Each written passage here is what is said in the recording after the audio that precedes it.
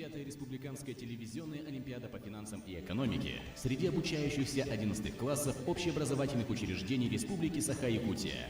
Смотрите, 26 марта 2021 года прямой эфир 3-го финального этапа.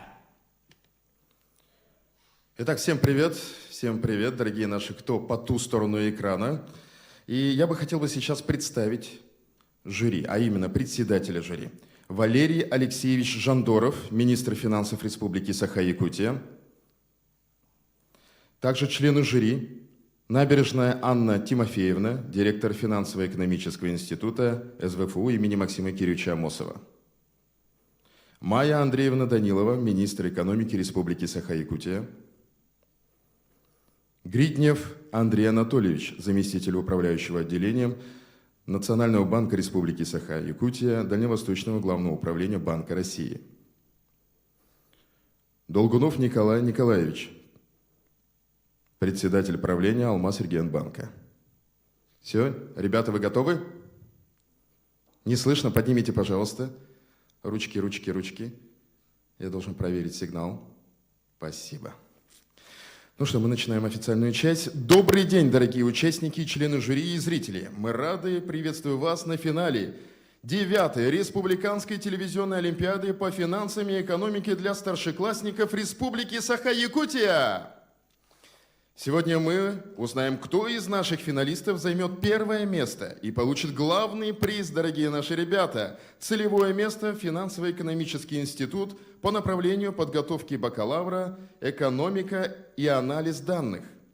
Это первая уникальная программа на Дальнем Востоке, которая сочетает фундаментальную экономическую и прикладную финансовую подготовки с IT-образованием в области технологии анализа данных. Интересно, да, ребята? Так нужно еще вот так сделаем, потому что вы какие-то напряженные, я понимаю, что Олимпиада. Спасибо, ребята. Ну и, конечно же, Олимпиада проходила в 3 этапа. Первое – муниципальный отборочный этап с 22 по 28 февраля. Второй – республиканский отборочный этап с 3 по 10 марта. И третий – финальный этап сегодня, 26 марта. Заранее говорю, что проходит в прямом эфире. Мы работаем в прямом эфире. Все, что будет здесь делаться, это мы уже никак не вырежем, не смонтируем. Все в прямом эфире, прозрачно. Вы готовы? Отлично. Ну что, давайте мы начинаем наше мероприятие и начнем как следует. Итак, я передам сначала слово, а слово я передаю председателю жюри, министру финансов Республики Саха-Якутия Валерию Алексеевичу Жандорову. Спасибо большое.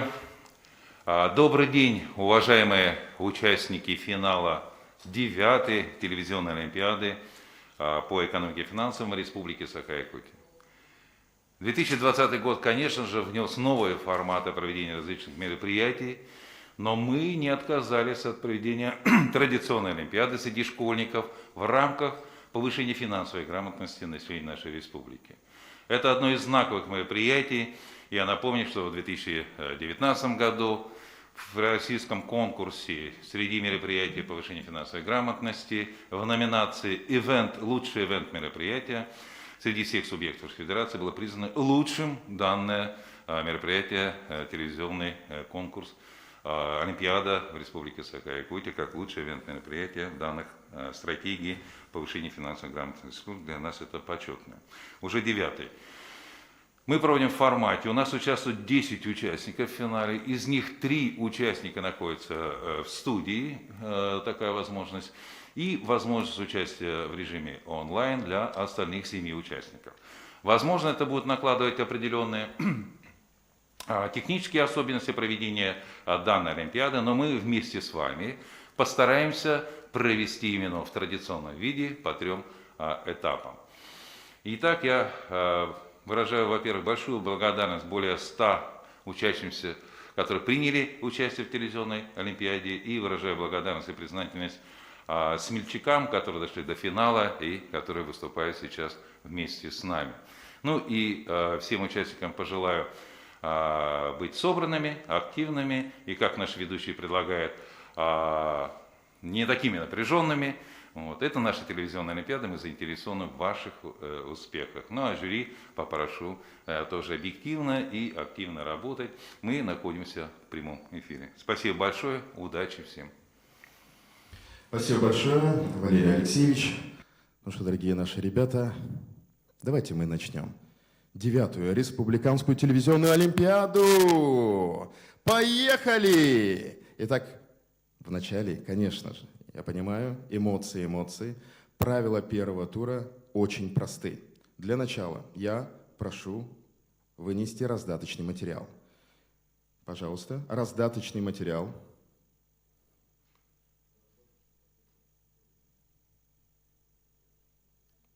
Материалы уже на столе, говорят. На выполнение задания вам дается, дорогие наши ребята, 10 минут. Задание вы выполняете письменно, отметив галочкой или кружочком правильный ответ. Галочкой или кружочкой. Вы готовы, ребята? Еще раз, внимание. Участники в студии, там у вас есть папочка, откройте, пожалуйста. И там написано первый тур задания. Так, да? Вот. Так, откройте, пожалуйста, да. Первый тур задания – это выбрать правильный ответ и кратко ответить на открытые вопросы. 9 заданий до всего. Первый тур. Пожалуйста.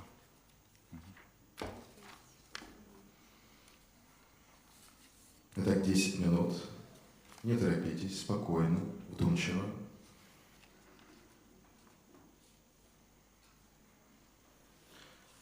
Пока наши участники отвечают на задания первого тура, у нас есть возможность познакомиться с ними, ведь каждый участник подготовился и предоставил нам свою визитку.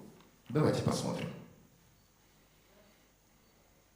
Всем здравствуйте, меня зовут Луканова Наталья, и я ученица 11-го физико-математического класса Республиканского лицея-интерната.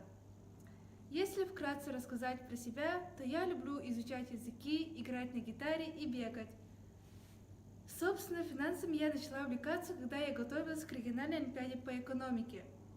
Наука экономика выражает наш реальный мир математикой, числами и процентами. Именно поэтому она меня очень сильно заинтересовала. Я считаю, что в наше время очень важно быть финансово грамотным человеком, потому что практически все ключевые сферы человеческой жизнедеятельности так или иначе связаны с финансами. Финансово грамотный человек знает, как выгодно вложить свои деньги и создать источники пассивного дохода, как оптимально их потратить, накопить и приумножить. Ну что ж, желаю всем участникам успехов!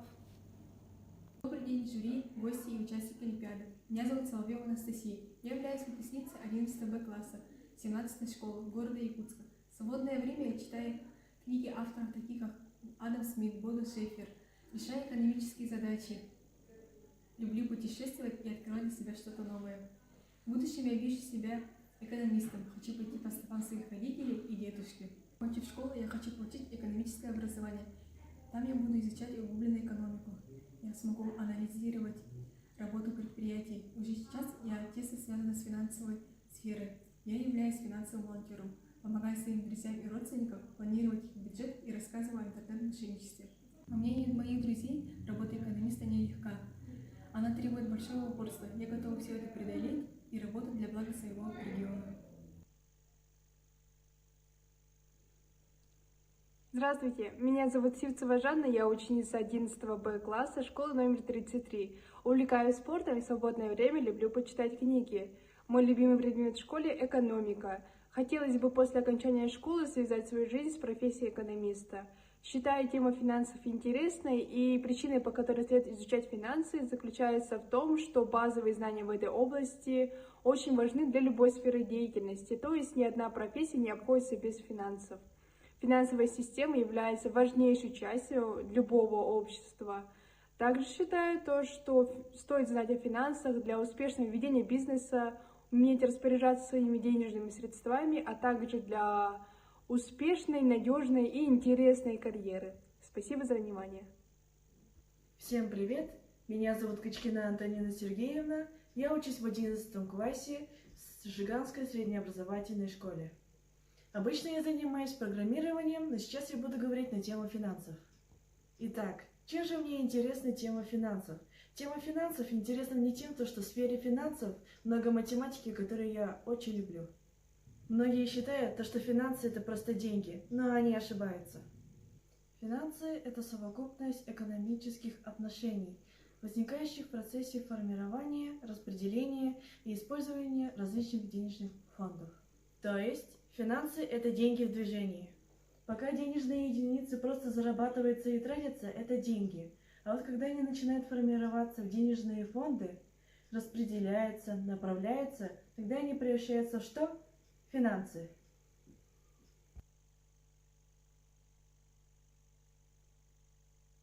Здравствуйте, меня зовут Шпагина Мария.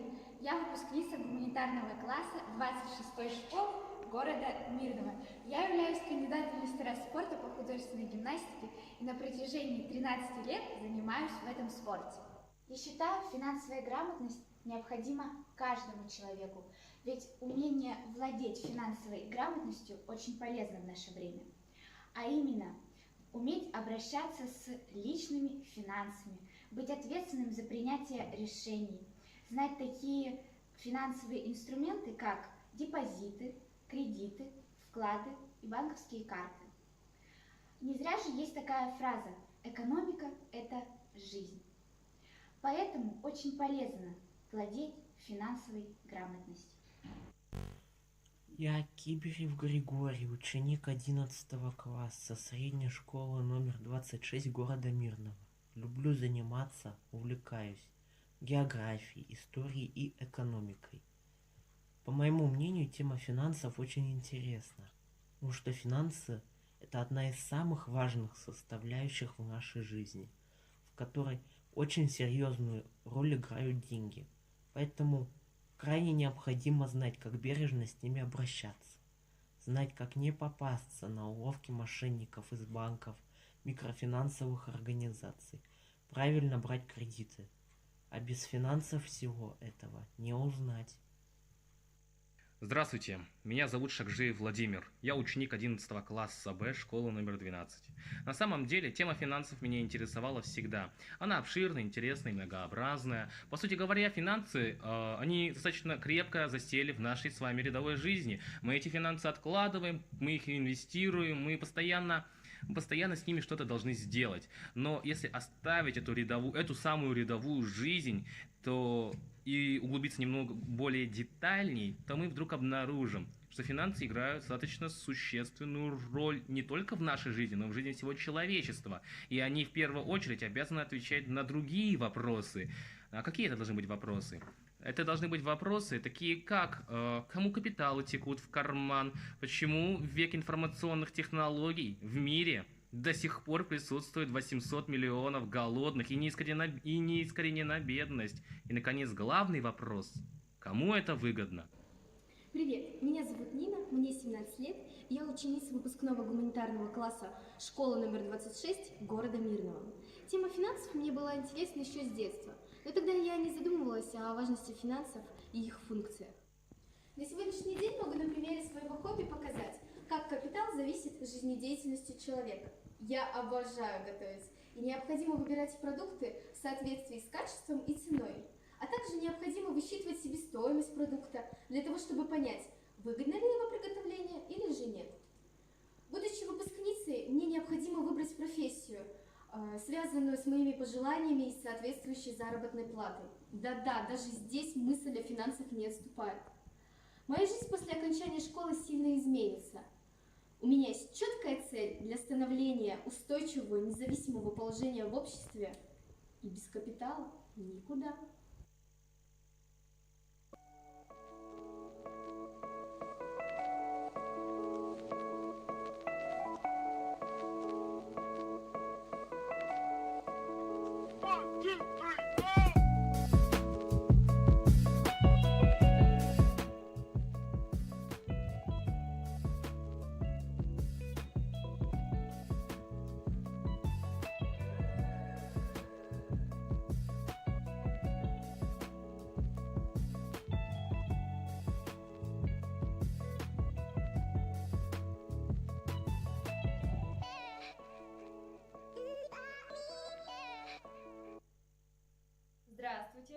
Меня зовут Гаврилева Юнона.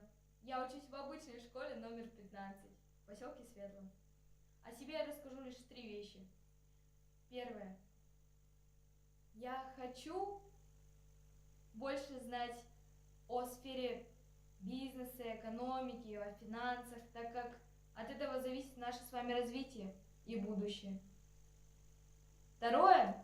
Я учусь в 11 классе, я не отличница, и мне 17 лет. Третье. Самое важное. Я хочу стать примером для тех, кто боится что-либо начинать. Жизнь одна. Спасибо. Всем здравствуйте, меня зовут Лыканова Наталья, и я ученица 11...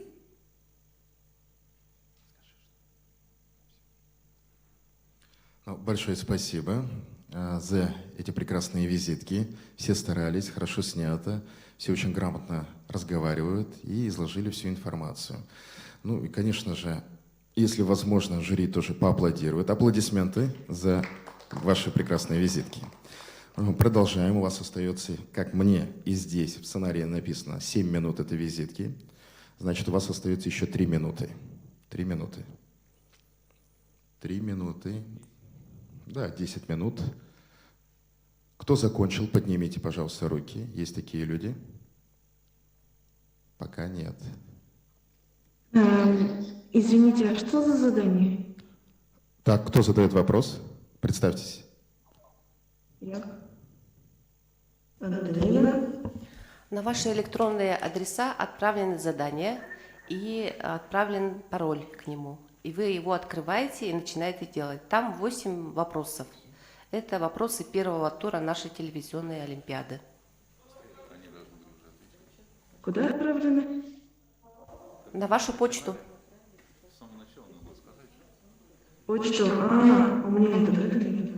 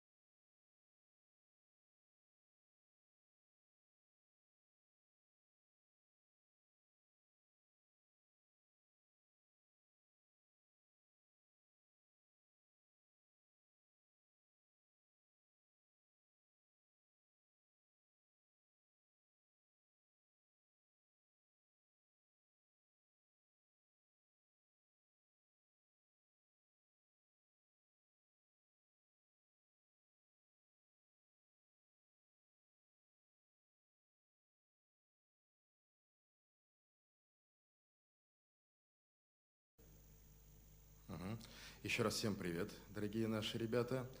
Технические неполадки, они происходят в прямом эфире всегда. Так что не падаем духом, просыпаемся. И вам отправили на WhatsApp новое задание. Делайте, решайте, у вас есть время. И пока вы решаете, я бы хотел предоставить слово нашей очаровательной Анне Тимофеевне Набережной. Прошу. Спасибо. Уважаемые участники нашей телерадиоолимпиады, уважаемые зрители, уважаемые члены жюри, мы хотели бы представить вам информацию о том целевом месте, которое является главным призом для победителя телевизионной олимпиады по экономике и финансам. Это место по направлению экономика и анализ данных. Я прошу включить презентацию, пожалуйста.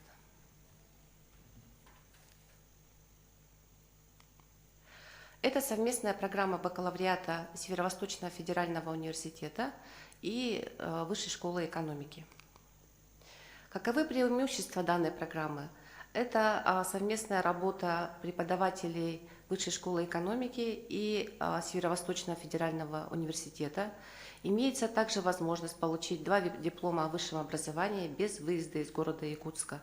И, конечно же, это уникальная программа, которая нет равных ни на Дальнем Востоке, наверное, нашей страны. Она состоит в том, что здесь фундаментальные экономические знания будут сочетаться с теми компетенциями, которые очень востребованы на рынке труда в настоящее время. Это дисциплины программирования и очень серьезная математическая подготовка. Здесь, на этом слайде, вы можете увидеть особенности программы. Нашими ключевыми партнерами являются Алмаз-Эргенбанк и Корпорация развития Республики Саха-Якутия. Также есть возможность пройти стажировки в Агентстве по развитию человеческого капитала на Дальнем Востоке, в Сбербанке России, в Министерстве экономики и других ведущих наших организациях. Частично дисциплины преподаются в формате онлайн преподавателями Высшей школы экономики и преподавателями Северо-Восточного федерального университета. Основные дисциплины, которые будут изучаться на данной программе, представлены на слайде. Это микро-макроэкономика, эконометрика. Вы видите очень серьезный блок математических дисциплин, линейная алгебра, математический анализ, теория вероятности и математическая статистика. В том числе мы представляем инструментальные дисциплины, которые предназначены для того, чтобы работать с большими данными. Это Python для извлечения и анализа данных, машинное обучение, анализ данных и прикладная статистика. Поскольку наши ключевые работодатели Алмаз-Эргенбанк и Корпорация развития Республики Саха-Якутия, они являются представителями финансовой и инвестиционной сферы, конечно же, мы учли эти пожелания работодателей и разработали дисциплины для того, чтобы работать на финансовом рынке. Это финансовые рынки и институты, анализ и оценка банковской деятельности и финансовый анализ. Для того, чтобы трудоустроиться в ведущих предприятиях нашей республики, Дальнего Востока и вообще Российской Федерации, конечно же, необходимо продолжить обучение и практики в наших компаниях, партнерах, работодателях. И кроме этого, конечно же, разработать определенные проекты, которые представят вас как специалиста, бизнес-аналитика, и человека, который может решить финансовые решения и сделать продукт определенный. Вступительные испытания, пожалуйста, внимание абитуриентов. На программу мы зачисляем студентов на базе среднего общеобразования по результатам ЕГЭ, очная форма обучения и, конечно же, вступительные испытания следующие. Профильная математика, 60 баллов, мы установили такой порог. Русский язык 50 баллов и информатика 60 баллов. Чем обусловлен выбор единого государственного экзамена по этим дисциплинам? Потому что мы знаем, что наша программа является симбиозом как раз вот этих вот дисциплин, что экономика, математика и информационные технологии. Здесь, конечно же, вы можете увидеть наши контакты и следите за нами в социальных сетях. в нашем инстаграме и по хэштегу СВФУ-ФИ. Спасибо. Спасибо большое, Анна Тимофеевна. Ну что, мы продолжаем. Время идет. 4 минуты. 4 минуты.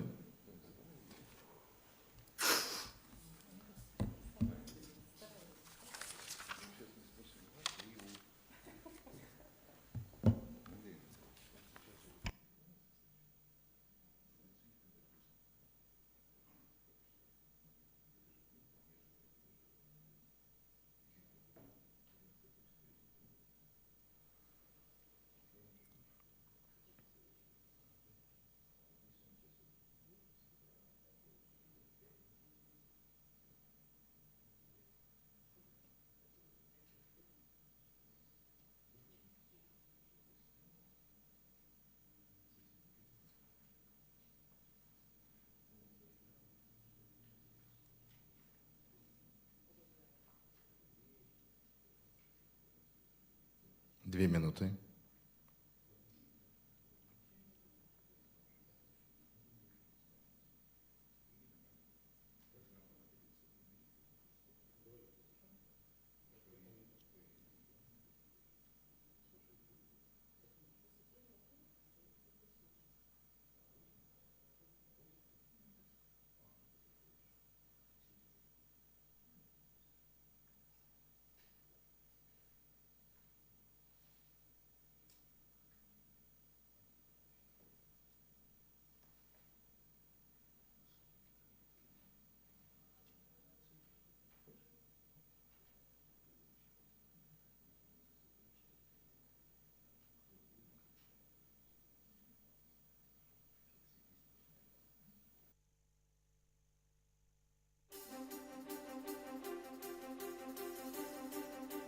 Дефляция, кредит, процент, облигация и инфляция.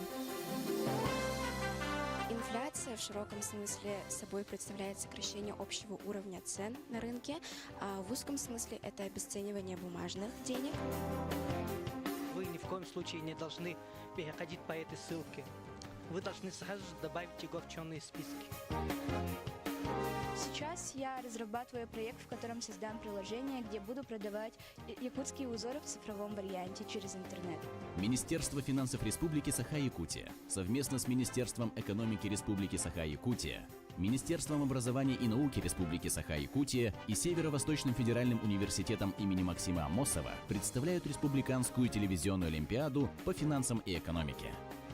Олимпиада проводится с 2013 года и направлена на повышение финансовой грамотности, распространение финансовых и экономических знаний среди школьников, воспитание потребительской культуры. К участию в Олимпиаде допускаются учащиеся 11 классов общеобразовательных школ Республики Саха-Якутия. Олимпиада проводится в 3 этапа. Первый этап – муниципальный заочный. Второй этап – республиканский заочный. Третий этап – республиканский очный. Муниципальный этап включает в себя выполнение тестов и решение задач, по итогам которого определяются победители из каждого муниципального образования Республики Саха-Якутия. На втором этапе от участников требуется написание творческого эссе на русском языке по финансовым и экономическим темам. На данном этапе определяются 14 участников, которые допускаются к финалу. 2 первых этапа проводятся дистанционно на сайте якутского образовательного портала online.edudop.ru. В категории курсов «Малая экономическая академия СВФУ». Заключительный 3-й этап Олимпиады проходит в форме телевизионной передачи на канале Национальной вещательной компании «Саха». Абсолютным победителем Республиканской телевизионной олимпиады считается участник, набравший наибольшее количество баллов по итогам всех состязаний финального этапа. Победитель получает право зачисления на целевое место в Финансово-экономический институт Северо-Восточного федерального университета при условии успешной сдачи вступительных испытаний не ниже установленных границ ЕГЭ по математике, русскому языку и обществознанию. За 6 лет в Олимпиаде приняло участие более 2000 школьников из всех 36 улусов и городов Якутии. Повышение интереса молодого поколения к финансовой и экономической грамотности закладывает основу для процветания и благополучия нашей страны.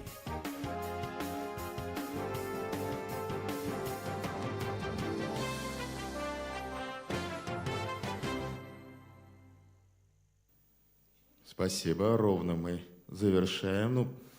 Плюс там несколько 40 секунд мы добавили для того, чтобы видеоролик закончился. И Олимпиада, то, что мы сейчас видим и знаем, Олимпиада заняла первое место среди ивент-проектов. Это достижение, дорогие наши. Ну что, все готовы? Все, завершайте. Потому что время первого тура истекло, и пора подводить итоги. Я попрошу ответственных лиц отправить выполненные задания тех финалистов, которые у нас сегодня участвуют в дистанционном формате. И мы приступаем к подведению итогов первого тура. Пока члены жюри совещаются, мы с вами, мы уже посмотрели этот ролик, который должны были после этого посмотреть. Даю вам сколько минут примерно? Давайте 2 минуты. Достаточно будет?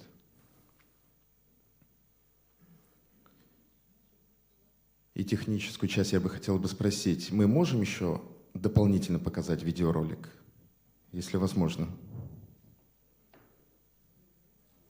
Пока жюри совещается, проверяйте все свои правильные ответы. Спасибо. Дефляция, кредит, процент, облигация и инфляция. Инфляция в широком смысле собой представляет сокращение общего уровня цен на рынке, а в узком смысле это обесценивание бумажных денег.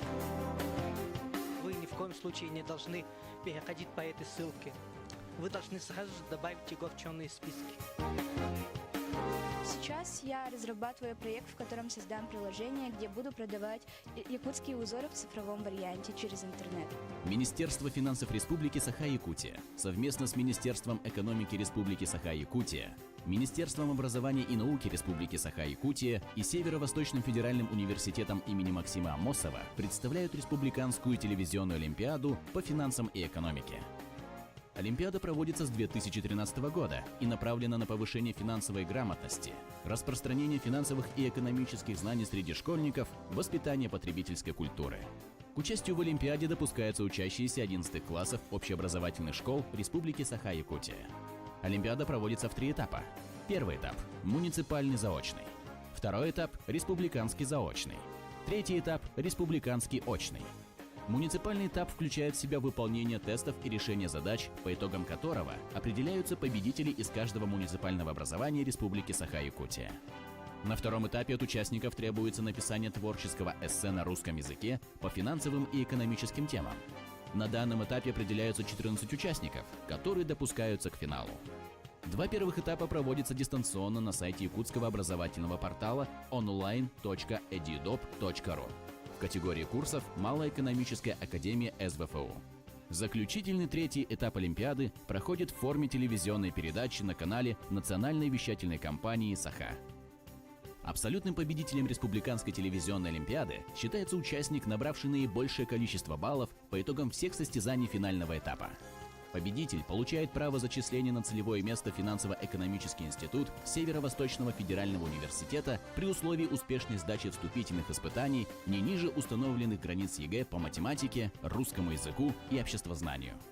За 6 лет в Олимпиаде приняло участие более 2000 школьников из всех 36 улусов и городов Якутии. Повышение интереса молодого поколения к финансовой и экономической грамотности закладывает основу для процветания и благополучия нашей страны.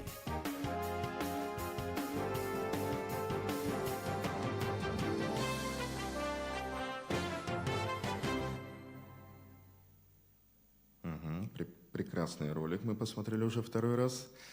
Так, члены жюри пока совещаются. Подведение итогов скоро мы узнаем, кто пройдет дальше на 2-й тур. Так что не волнуйтесь, расслабьтесь.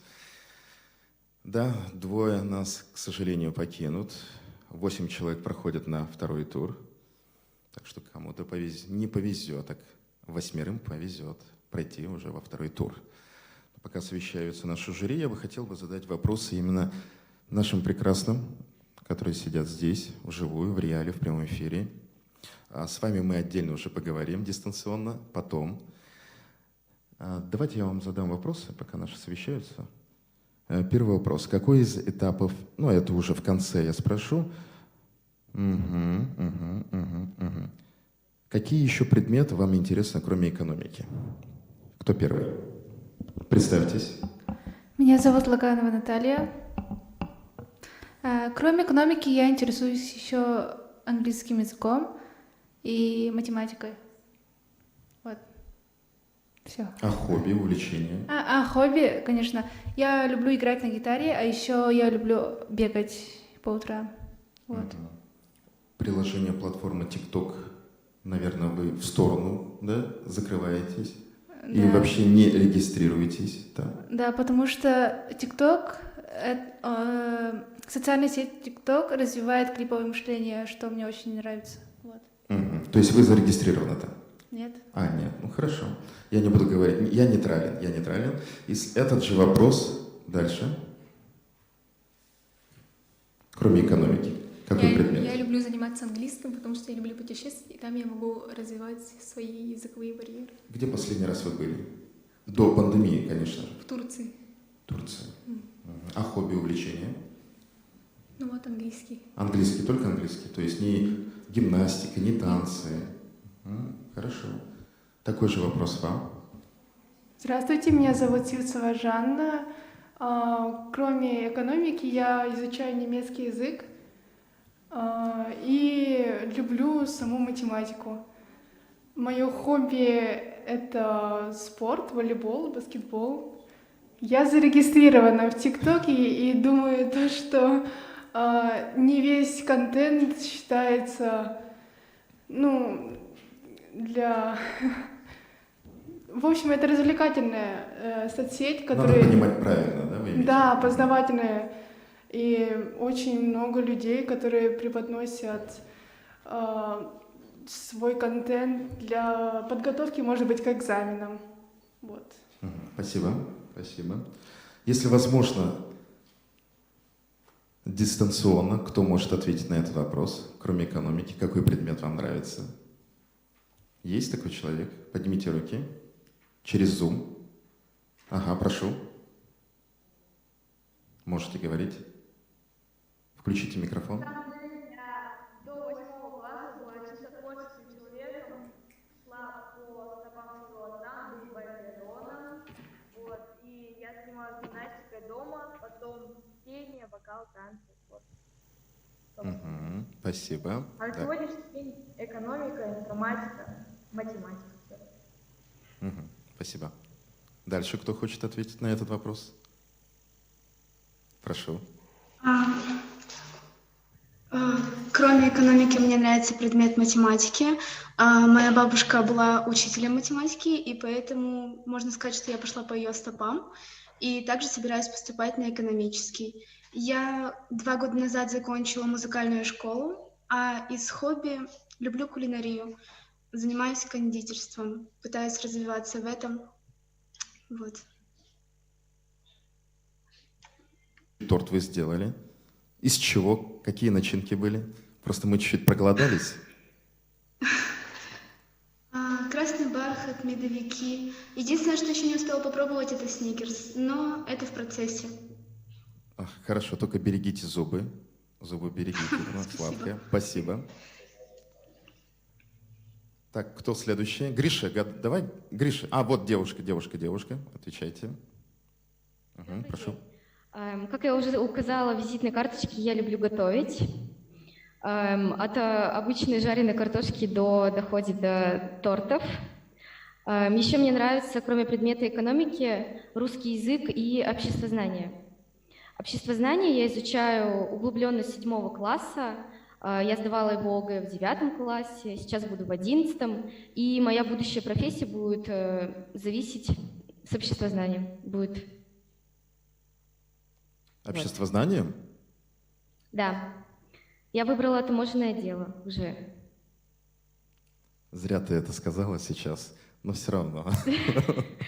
Но если повезет, то, может быть, я изменю свое мнение. Спасибо тебе, спасибо. Так, следующий, кто хочет ответить на этот вопрос? Вот, прошу. Молодой человек. Включайте звук.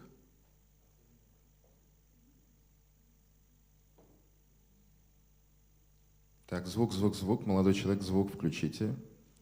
Там микрофончик.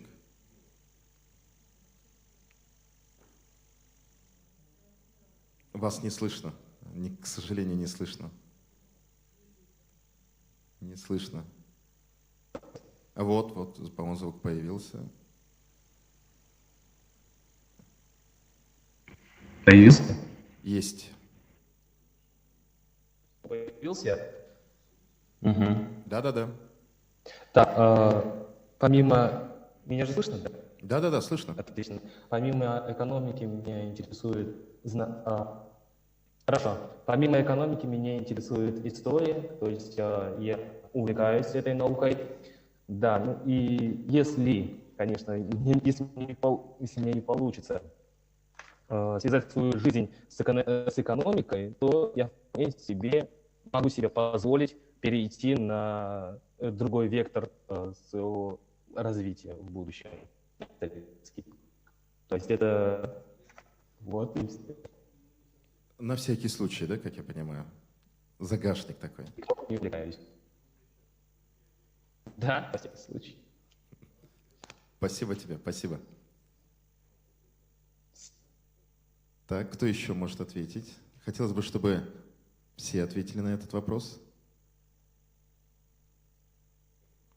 Так вот, девушка.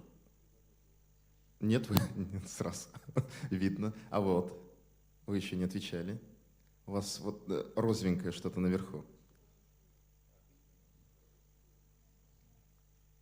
Да, вы улыбнулись. Ну, помимо экономики, мне нравится предмет такой, как право, обществознание, вообще вся вот эта вот сфера.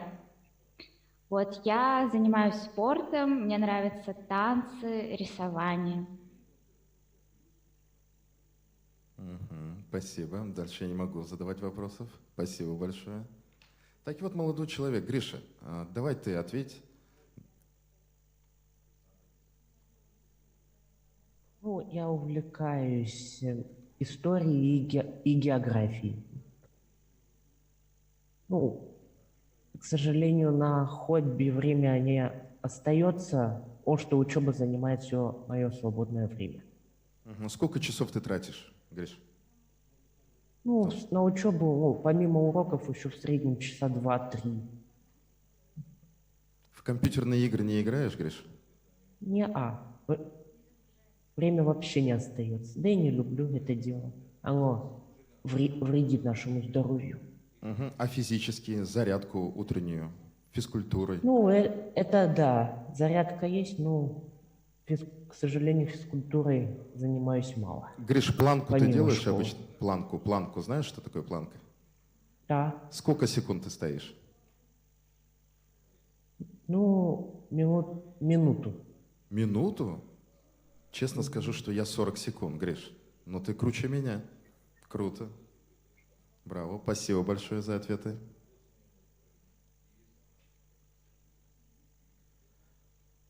Так, члены жюри. Ждем, ребята. Ждем. Валерий Алексеевич, мы готовы, да? Да.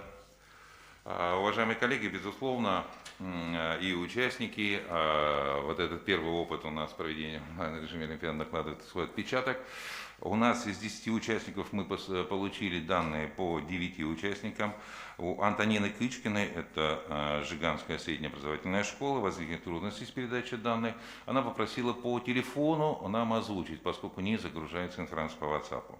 Посовещавшись с членами жюри, мы предоставим такую возможность Антонине Кычкиной, и я прошу организаторов подключить, чтобы Антонина устно ответила на эти вопросы, которые мы возьмем 30 секунд, добавим к оценкам предыдущих баллов и вынесем итоги.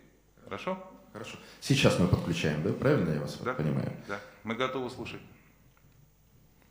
Внимание.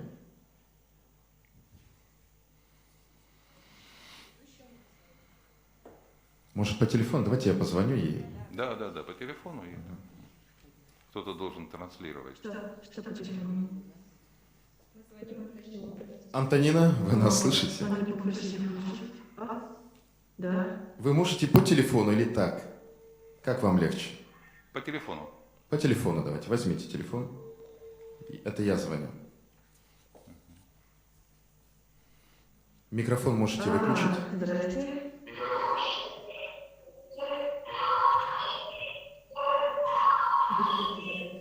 Нет, у вас будет Нет, это. нет, здесь Тогда, будет сейчас. Антонина, вы готовы говорить? У вас микрофон подключен, да? Давайте мы выключим тогда телефон. Все, говорите, говорите.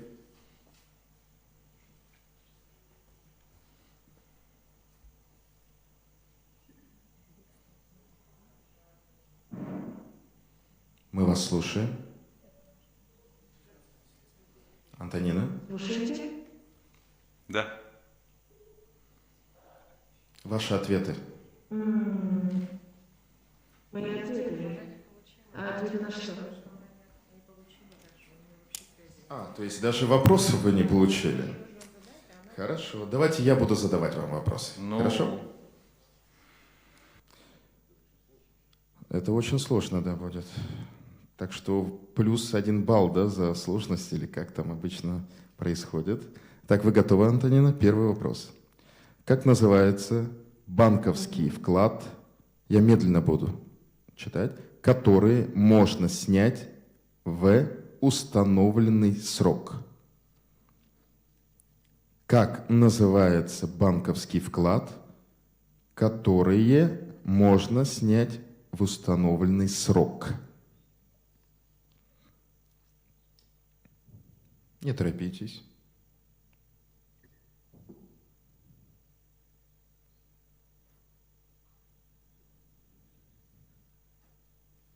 Еще раз вопрос. Что?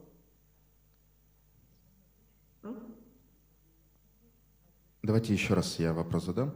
Как называется банковский вклад, который можно снять в установленный срок?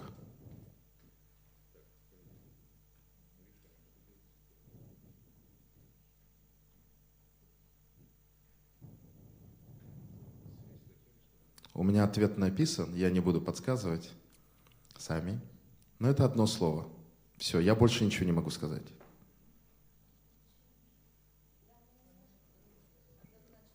Это сложно.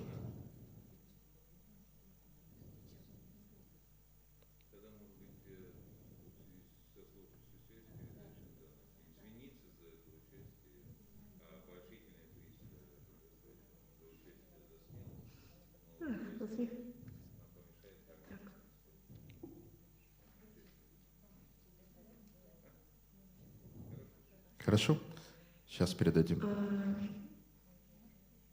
Антонина, не надо, не надо. Я понимаю, что у вас со связью технические неполадки, WhatsApp не включается. Я бы хотел сейчас передать Валерию Алексеевичу слово. Да, уважаемые коллеги, мы посвящались жюри. Уважаемая Антонина, мы приносим, конечно, извинения, что в связи с такой технической возможностью в поселке Жиганск, отдельно взятое, наверное, продолжать участие в этом конкурсе будет сложно. В этом части мы приносим свои извинения, но, наверное, мы оставим в дальнейших турах 9 участников. Мы, безусловно, отметим вашу смелость участия в этой Олимпиаде, желание и поощрим ваше стремление. Сейчас мы вынуждены из дальнейшего конкурса тогда оставить только 9 участников. Спасибо. То есть не прошло. Антонина, да, к сожалению, из-за связи и технических неполадок, то, что у вас связь еще, к сожалению, вы не проходите во второй тур, Антонина. Готова? Подождите, Антонина.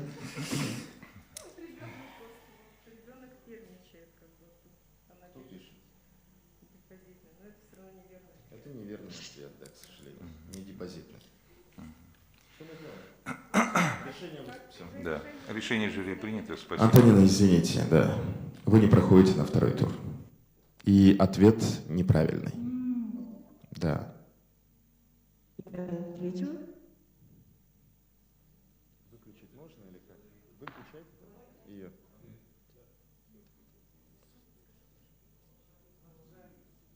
Ну что, мы продолжаем. Я бы хотел бы узнать список, кто проходит на второй тур. Валерий Алексеевич.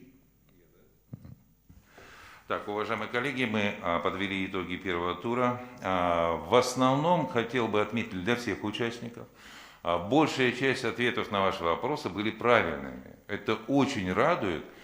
Почти 78, около 100% правильные ответы на все наши вопросы. Это для того, чтобы вы понимали, что у вас достаточно высокий уровень правильных ответов.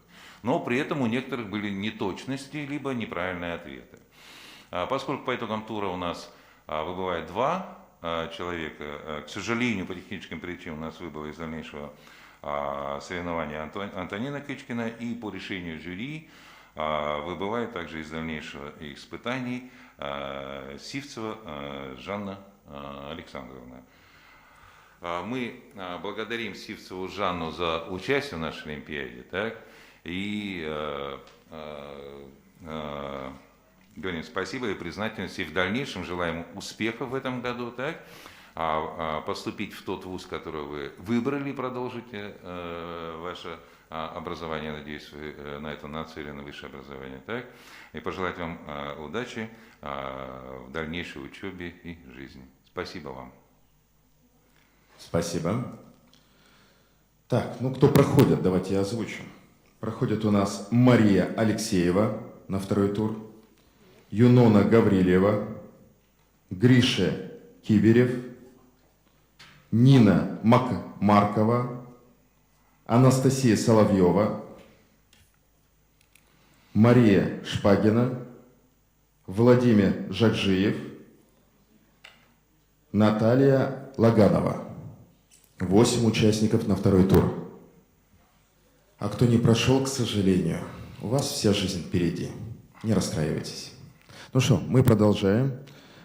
Теперь я бы хотел пожелать удачи тем, кто остался, а это именно 8 участников. И я бы хотел сейчас озвучить следующий вопрос. Итак, пожелаем удачи тем, кто дошел до финала почти, но не прошел. А подождите. По сценарию я посмотрю, все ли здесь правильно. Угу. Не прошел на 2-й тур, продолжаем. Правила 2-го тура. Сейчас на экране вы просмотрите видео-вопрос. Внимательно. Мы повторим 2 раза. Кстати, этот вопрос будет задавать финансовый университет, когда проект Республиканская олимпиада по финансам и экономике занял 1-е место. Участием в нем заинтересовались другие университеты и предложили сотрудничество. А теперь, внимание, вопрос.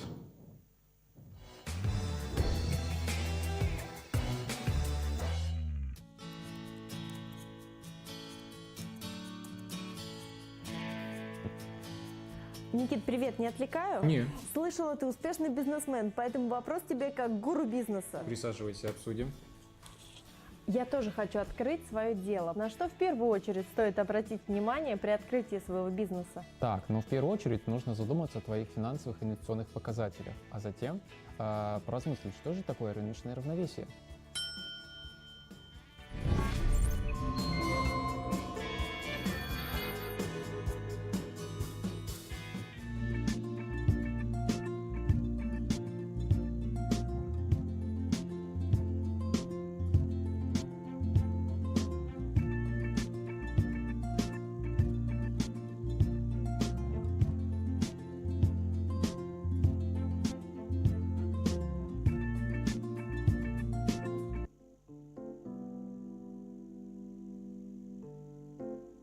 Жалко, что денег не хватило. Сколько до стипендии осталось? Да. О, смотри, тут можно деньги перехватить до стипендии. И проценты вроде маленькие. А вы бы дали такой совет своему другу?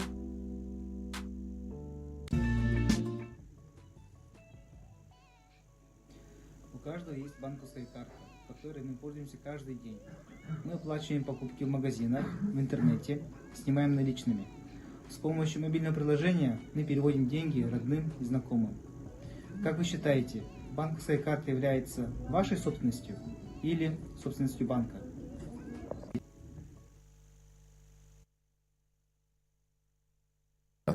Включили. Давайте мы еще раз заново включим. Заново.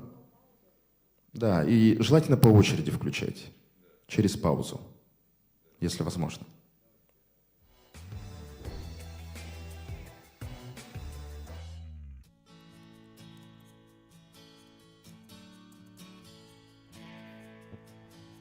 Никит, привет, не отвлекаю? Нет. Слышала, ты успешный бизнесмен, поэтому вопрос тебе как гуру бизнеса. Присаживайся, обсудим.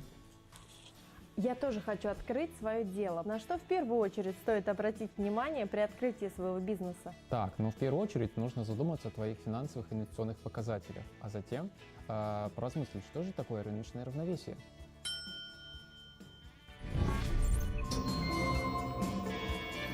Это первый вопрос. Так, я бы хотел сразу комментарий взял, кто здесь присутствует. Итак, кто сможет? Кто из вас первая? Анастасия, на первый вопрос. Я думаю, что рыночное равновесие – это равновесие между спросом и предложением. Угу. Так, прошу. Меня зовут Лаганова Наталья. Я считаю, что рыночное равновесие – это состояние, при котором работает закон, где рыночная цена и рыночный объем равны. Спасибо, Наталья. Можно, пожалуйста, мозаику включить нам на экране? Так, ребята, давайте в устной форме, по очереди. Кто готов?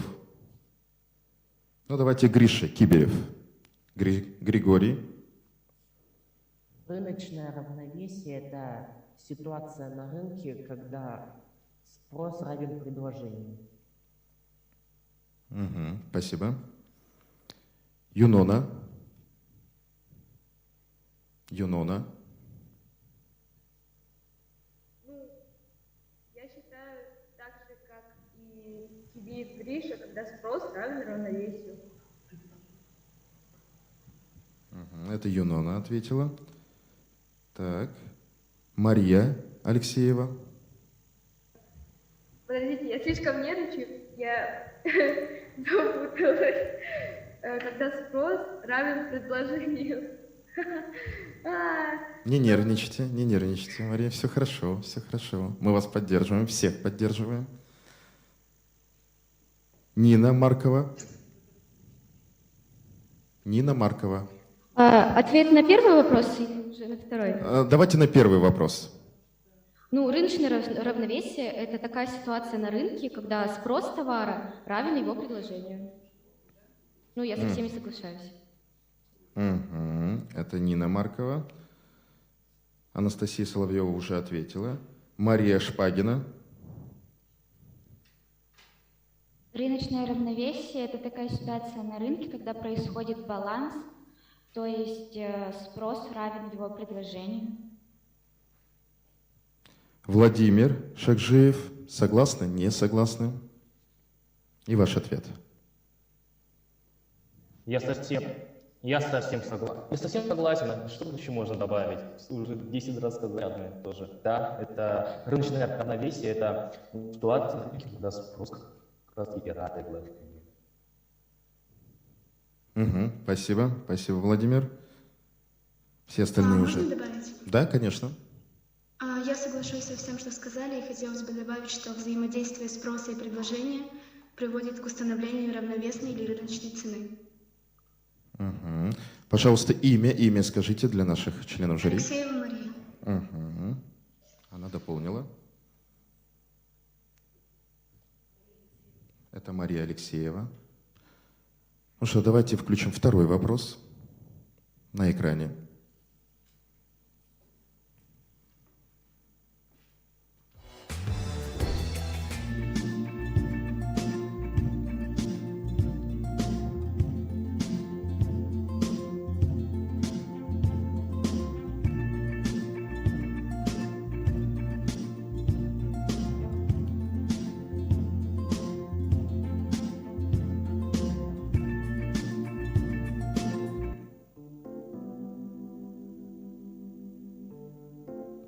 Жалко, что денег не хватило. Сколько до стипендии осталось? Да. О, смотри, тут можно деньги перехватить до стипендии.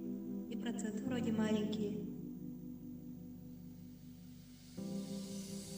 А вы бы дали такой совет своему другу? Так, прошу, кто здесь? Наталья, вы первая.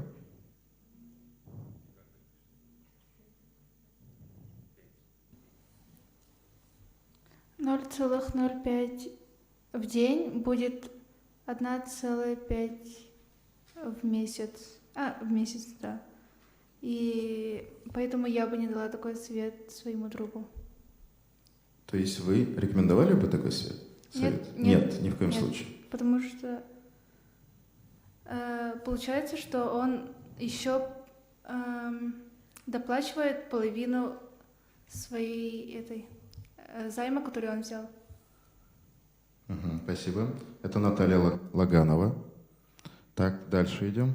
Анастасия Соловьева. Я бы тоже не рекомендовала ему, потому что это сторонняя микроорганизация, и на баннере было написано условия для всех, а поскольку кредит выдается только кредитоспособным людям, а у девочек было, закончилась стипендия, так что они бы не смогли бы выплатить кредит. Ну и, соответственно, остались бы в долгах. Это Анастасия Соловьева. Спасибо. Идем дальше по списку. Мария Алексеева, вам слово.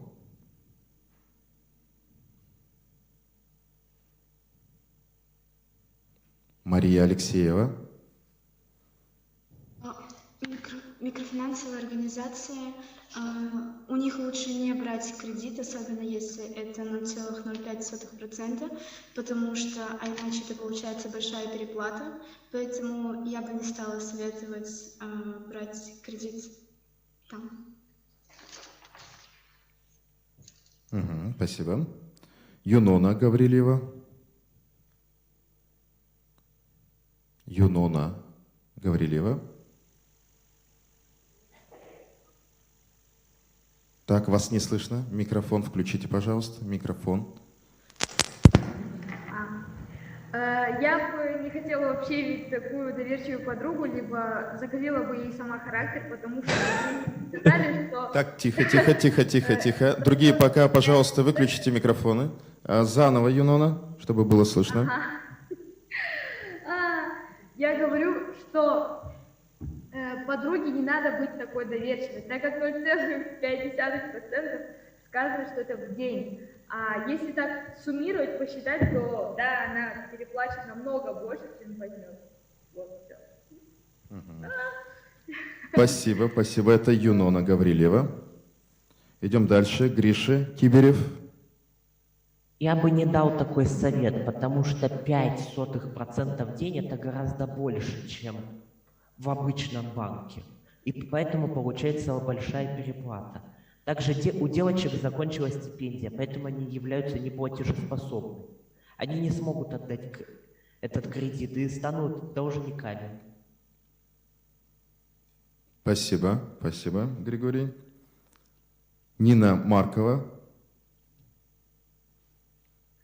Я бы не посоветовала брать кредит в таких микроорганизациях, где на баннерах пишут жирным цветом, для привлечения внимания, естественно же, 0,05%, и люди думают, что это в месяц, а мелким шрифтом там написано в день.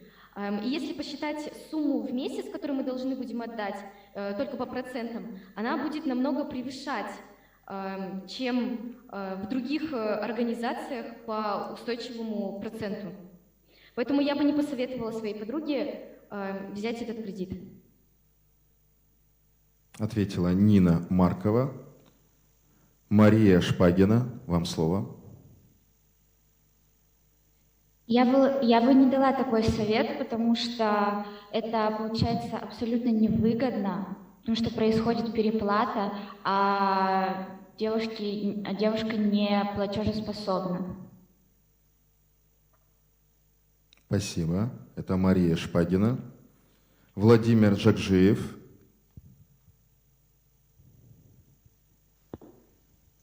Я бы на самом деле дал, так сказать, другу, но есть только в том случае, если бы этот самый друг меня почему-то задел, чем-то меня оскорбил, когда как-то бы испортил мы, ну да, я бы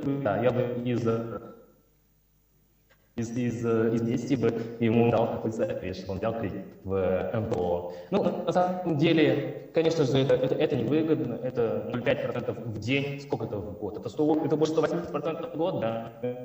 По сути говоря, легче в обыкновенном банке взять кредит под 12, там, сколько дают сейчас, 10% или 15% в год, чем брать в в МФО. Плюс ко всему этому студентки являются неплатежеспособными, живут, можно экономить стипендию, а потому они могут попасть в так называемое кредитное рабство. Печально, конечно. Мы услышали вас. Спасибо. Это Владимир Жакжиев. Идем дальше. Так, все уже ответили. Наталья Лаганова, вы отвечали уже. Все. Всех зафиксировали.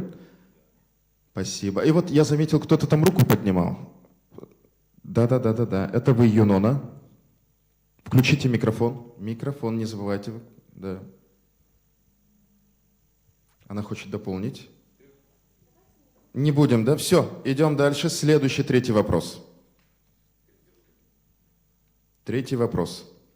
Извини, Юнона. У каждого есть банковская карта, которой мы пользуемся каждый день. Мы оплачиваем покупки в магазинах, в интернете, снимаем наличными. С помощью мобильного приложения мы переводим деньги родным и знакомым. Как вы считаете, банковская карта является вашей собственностью или собственностью банка? Наталья Лаганова. Банковские карточки являются собственностью банка. Вот. Все? Все. Спасибо. Так, Анастасия Соловьева. Банковские карты являются собственностью банка, поскольку мы пользуемся услугами банка.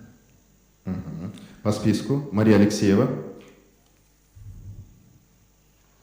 Банковская карта является собственностью банка эмитента, а клиент является только лишь держателем карты. Банковская карта – это инструмент, дающий возможность доступа к своему личному счету в банке. Спасибо. Юнона Гаврилева.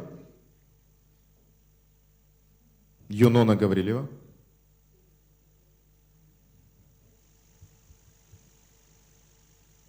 Микрофон, не забывайте. Микрофон включите, Юнона.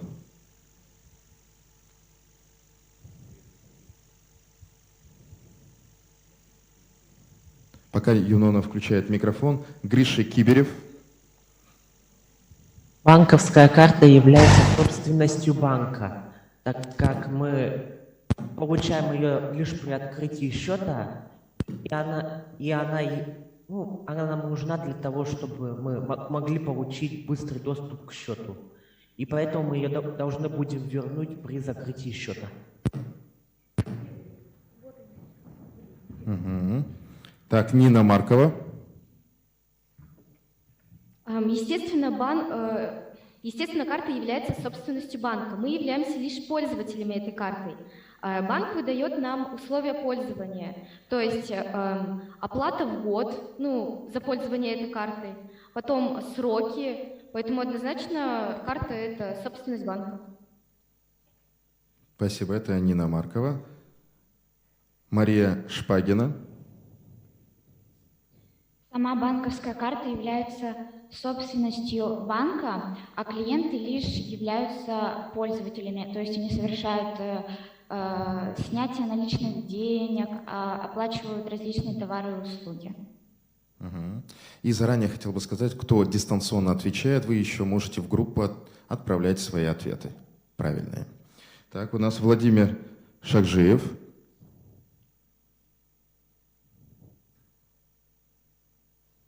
Владимир. Банковская карта, да, она является собственностью банка. Хоть на ней и написано, что она, даже если она будет именной, это все равно не означает, мы на ней можем хранить деньги, мы можем эти деньги тратить, но эта карта не станет нашей. Она всегда будет являться собственностью банка. Спасибо. Возвращаемся к Юноне. Юнона, вы готовы?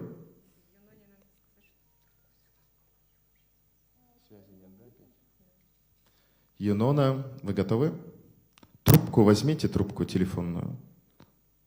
У вас связь. Интернета нет? А, вот есть, мы вас слышим. Погромче только говори, Юнона.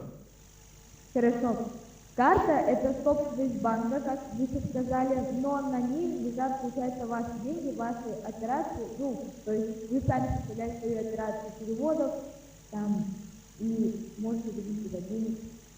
Ну, вы поняли. И еще, я хотела добавить еще к тому прошлому вопросу, то, что даже если представить, что банк снизил проценты, это значит, что ему нужны люди, которые будут вкладываться в их банки и брать у них кредиты для растущих денег. То есть они под риском того, что под риском банкротства, не идут.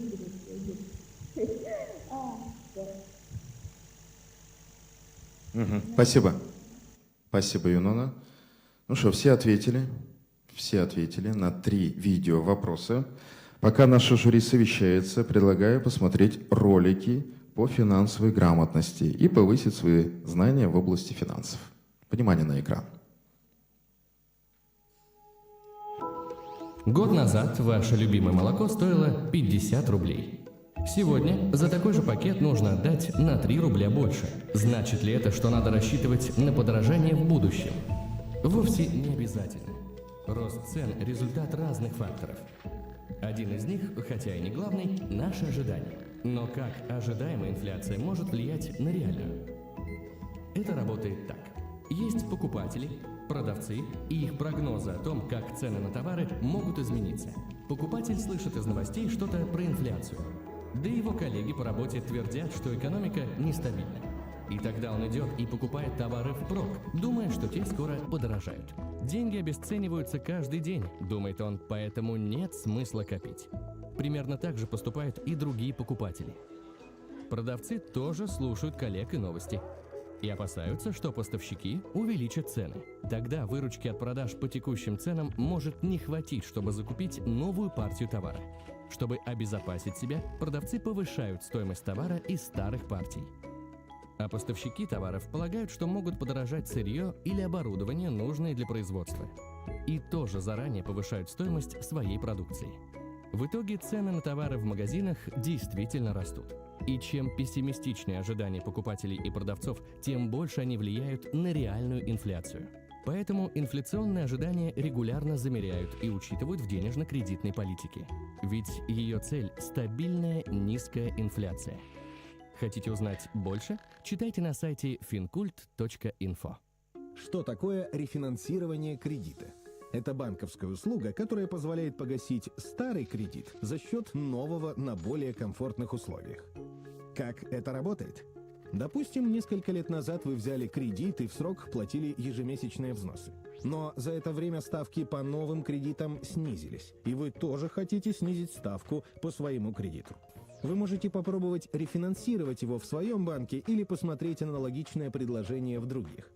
Для начала уточните, подходит ли ваш кредит под условия рефинансирования в выбранном банке. Подайте заявку.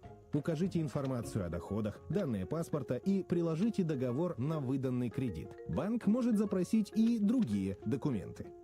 Если заявку одобрят, вы подпишете дополнительное соглашение с новым графиком платежей. Или получите новый кредит, чтобы погасить старый. Теперь у вас новый кредит на более комфортных условиях. Будете платить меньше каждый месяц или рассчитаетесь быстрее, сократив срок выплат. Если у вас несколько кредитов, некоторые банки предлагают объединить их и рефинансировать все сразу. Так вы будете погашать всего один кредит в одном банке на новых условиях. Учтите, при рефинансировании вам могут предложить дополнительные услуги, например, страхование жизни. Вы имеете право отказаться от этого предложения, но тогда ставка по кредиту может стать выше. Принимая решение, тщательно оцените все варианты и возможную выгоду. Подробнее о кредитах читайте на fincult.info. Что такое кредитная история? Когда вы впервые берете кредит, становитесь созаемщиком или поручителем, начинается ваша кредитная история. В ней есть информация обо всех ваших кредитах и займах. суммы, сроки и, главное, долги и задержки платежей, если такое случалось. Этот документ хранится в одном из бюро кредитных историй, и банки изучают его, когда решают, выдавать ли новый кредит и на каких условиях. Если предыдущие кредиты погашались с большими задержками, банк может отказать или повысить процент. Даже если вы аккуратный заемщик, стоит проверить свою кредитную историю. Так вы будете точно знать, не взяли ли мошенники кредит на ваше имя и нет ли в истории ошибок. Если записи верны, но кредитная история не вызывает доверия у банков, попробуйте ее улучшить. Возьмите небольшой кредит на короткий срок или оформите кредитную карту и аккуратно вносите платежи. Так со временем ваша кредитная история улучшится, и вы сможете взять кредит на большую сумму. Как получить свою кредитную историю и что делать, если в ней ошибка, читайте на fincult.info.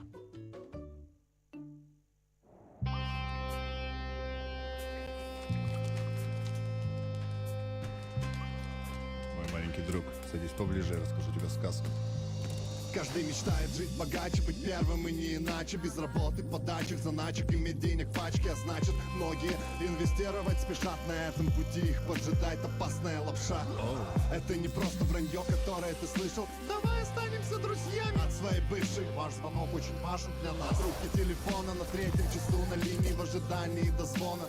Эта лапша на ушах обещает золотые горы, шикарную машину, дом, доход огромный. Под весом этой лапши разум сладко спит. Ты даже не замечаешь финансовых пирамид.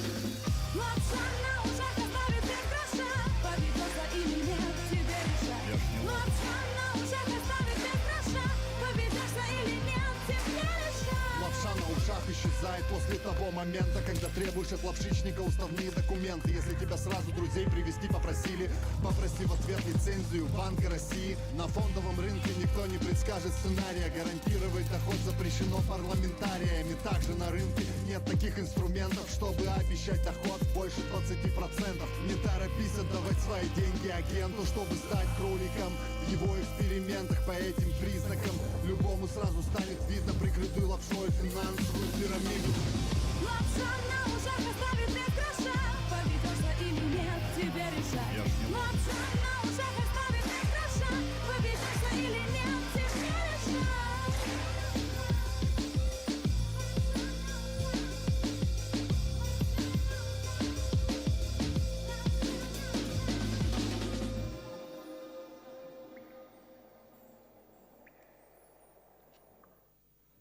Посмотрели видеоролики по финансовой грамотности.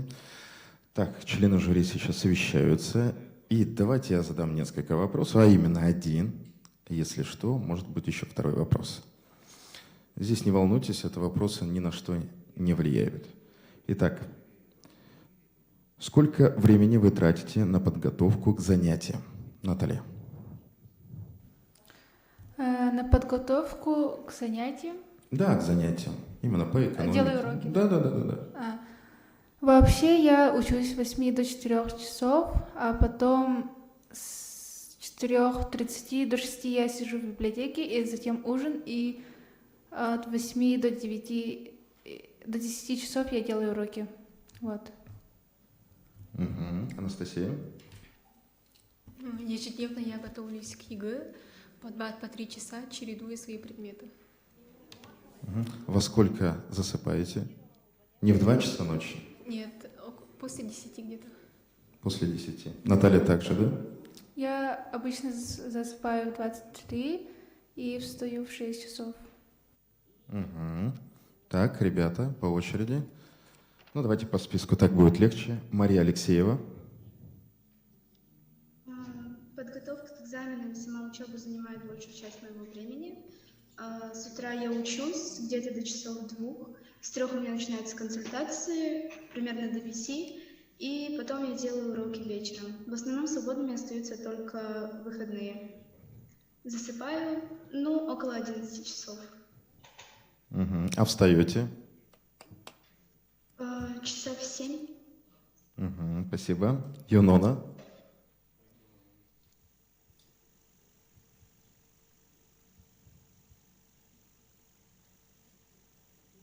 Юнона, ну давай, пропустим тебя. Извини, конечно, но со связью. Так, Гриша. уроки уходят в среднем 2 часа в день. Ну, в том числе и в выходные. Ну, ложусь где-то в 12 часов. Перед сном ничего не Встаю в смотришь? 7. Мгм. Ничего не смотришь? Какие-нибудь Нет. фильмы, сериалы? Нет. Чтобы сон не сбивать. Хорошо, спасибо, Григорий.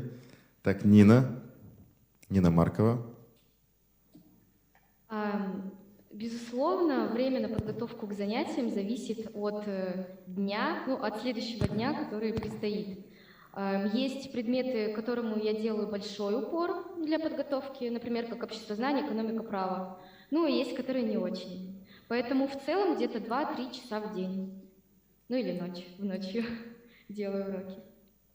Ночью это во сколько ты делаешь обычно? По настроению, конечно. 12, час, смотря какой следующий предстоит день. Мгм. Какая нужна подготовка. Ну, максималка до часу, да, ты обычно сидишь? Максималка до 2. До 2. А потом просыпаешься в 6 утра, да, как я понимаю? В 7. В 7.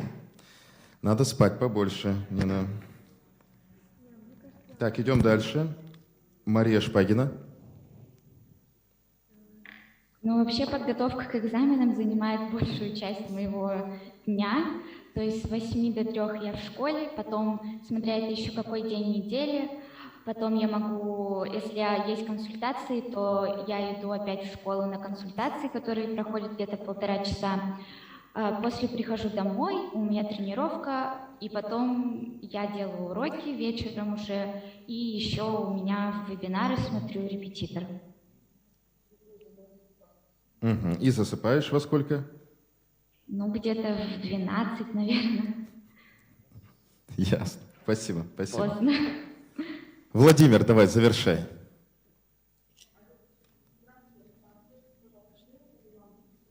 Да, пожалуй, закончу. Ну, занимаюсь я с 8 утра. То есть, иду в школу с 8 утра до 2 часов отсиживаюсь положено. И уже к 3 часам дня начинаю заниматься усердно и подготовиться к ЕГЭ ради дополнительного балла, который поможет мне в будущем. Ну, занимаюсь я до часу до 7, как получится, и заканчиваю этим свою такую тренировку. Мгм. Спасибо, Владимир. Спасибо. Да, Юнона. Меня слышно, да? Ура! Давай. Да, в общем, что я делаю целый день, это учеба до 3 часов, потом идет подработка, сразу же я ухожу следить либо за ребенком следить, либо доставщиком пиццы и остальной продукции, а уроки, когда делаю, это зависит от того, во сколько я закончу, в 6, либо в 7, либо в 8, а ночью подготавливаюсь к экзаменам, мне так комфортнее, никто меня не трогает, вот. Мгм. Спасибо, Юнона. Спасибо. Ну, настал самый интересный момент. Кто же из финалистов 9-й республиканской телевизионной олимпиады выходит в 3-й тур? И список. Я бы хотел бы предоставить слово Андрею Анатольевичу. Здравствуйте, уважаемые участники, члены жюри. Очень непростая миссия, потому что, ребят, как ни крути, правила есть правила, как и жизнь есть жизнь. Нам придется по условиям конкурса расстаться с тремя из вас. На самом деле очень сложно было объективно оценить ваш уровень, да, и сравнить. Дело в том, что сама форма проведения предполагает, понятно, что в самом уязвимом положении находились ребята, которые отвечали первыми, да, потому что мы все друг друга слышим, и по сути дела вы все сказали правильно и хорошо. Мы обращали внимание на то, как был дан ответ, насколько развернуто и вы давали пояснения. Ну, по результатам нашего совещания нас покидает наша веселая участница Юнона Гаврилева, Анастасия Соловьева и Владимир Шакжиев. Ребята, вы не проигравшие, вы уже финалисты, поэтому не расстраивайтесь ни в коем случае.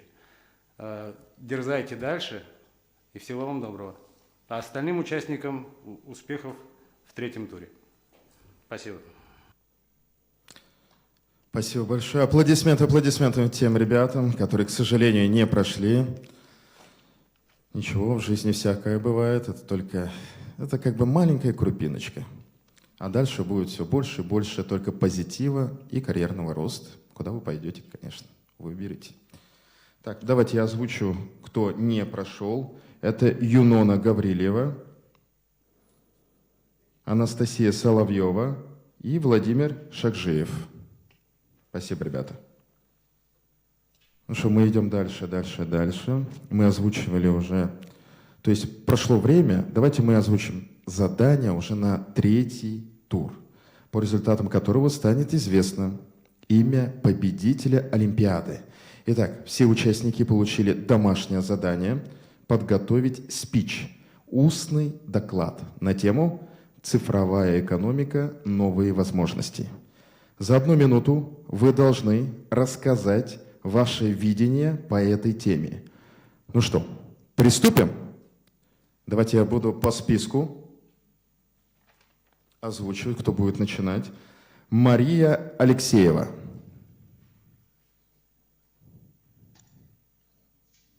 Мне можно начинать? Да, 1 минута. В современных условиях развития экономики наблюдается расширение применения цифровых технологий во всех видах экономической деятельности. В настоящее время исследование процессов цифровизации на рынок труда приобретает особую актуальность. Это связано с тем, что масштабы и темпы развития технологий имеют фундаментальные отличия от тех, которые были характерны для предыдущих промышленных революций. Я считаю, что главная проблема цифровизации в экономике – это сложность оценок влияния факторов, которые способствуют росту занятости и росту безработицы. Плюсы – это появление рабочих мест за счет новых профессий, использование интернет-сервисов, что сокращает время поиска работы и сокращается фрикционная безработица. Удаленная работа – таким образом будут задействованы отдаленные территориальные сегменты. Минусы – автоматизация рабочих мест, которая сделает ряд профессий невостребованными. Между возникновением потребности в рабочих высокой квалификации, и их подготовкой может возникнуть структурная безработица. Я закончила. Стоп, ровно 1 минута. Спасибо. Это Мария Алексеева. Так, вы готовы, Григорий? Гриша Киберев. Да. Так, 1, 2, 3. Поехали. Я абсолютно согласен с высказыванием «Цифровая экономика. Новые возможности». За последние 10-15 лет, благодаря всеобщей цифровизации, мы уже можем оплатить коммунальные услуги или налоги, а также пользоваться различными доставками, не выходя из дома. Но при этом существует большой потенциал для развития цифровой экономики. Мы можем сделать экономику прозрачной, то есть сделать так, чтобы была видна каждая операция. И перестали существовать различные серые схемы. Также мы можем с помощью цифровой экономики начать развивать новые отрасли промышленности. Например, производство электроники. Потому что сейчас мы закупаем все эти вещи за границей, хотя мы можем производить их даже в России. Поэтому мы можем сделать вывод, что цифровая экономика сможет открыть новые возможности для граждан и бизнеса. Спасибо. Это Гриша Киберев. Спасибо вам. Идем дальше. И у нас Нина Маркова. Время пошло. Цифровая экономика – это экономическая деятельность, основанная на цифровых технологиях, связанная с электронным бизнесом и электронной коммерцией. Возможностями виртуальной экономики являются снижение бюрократии и коррупции, транзакции, совершенные в электронном формате, легко контролируемые, что снижает незаконную деятельность. Второе – увеличение средств государственной казны. Благодаря цифровым операциям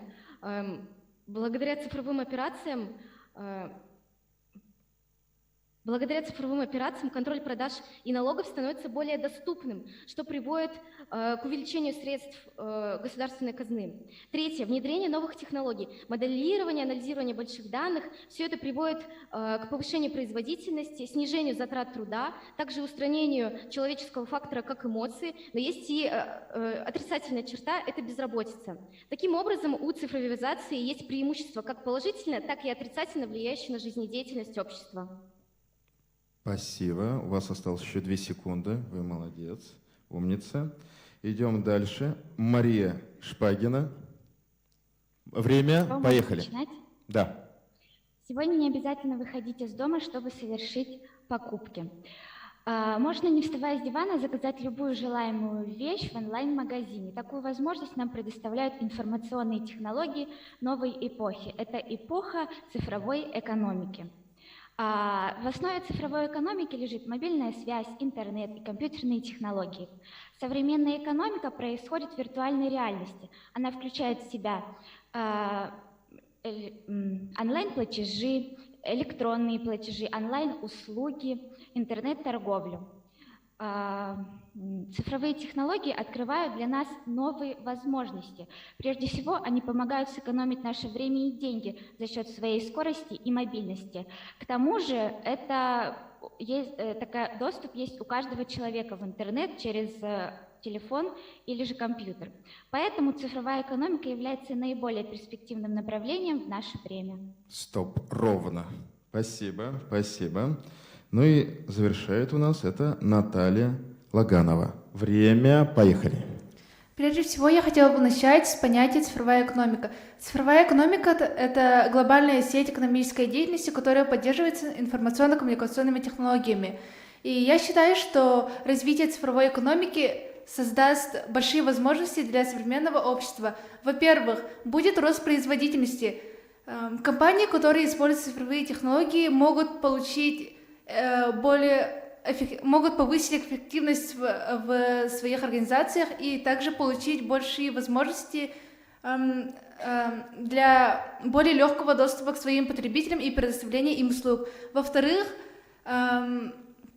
развитие технологий цифровой экономики откроет новые возможности для аналитики, а именно оно станет ценным источником для получения новых знаний и информации. В-третьих, расширится глобальная торговля. Цифровые платформы открывают возможности для предоставления услуг для всех видов предприятий, в том числе для малых, микро и средних предприятий. Стоп. На 5 секунд. Мы вышли за границу. Спасибо большое. Это Наталья Лаганова. Давайте я озвучу всех.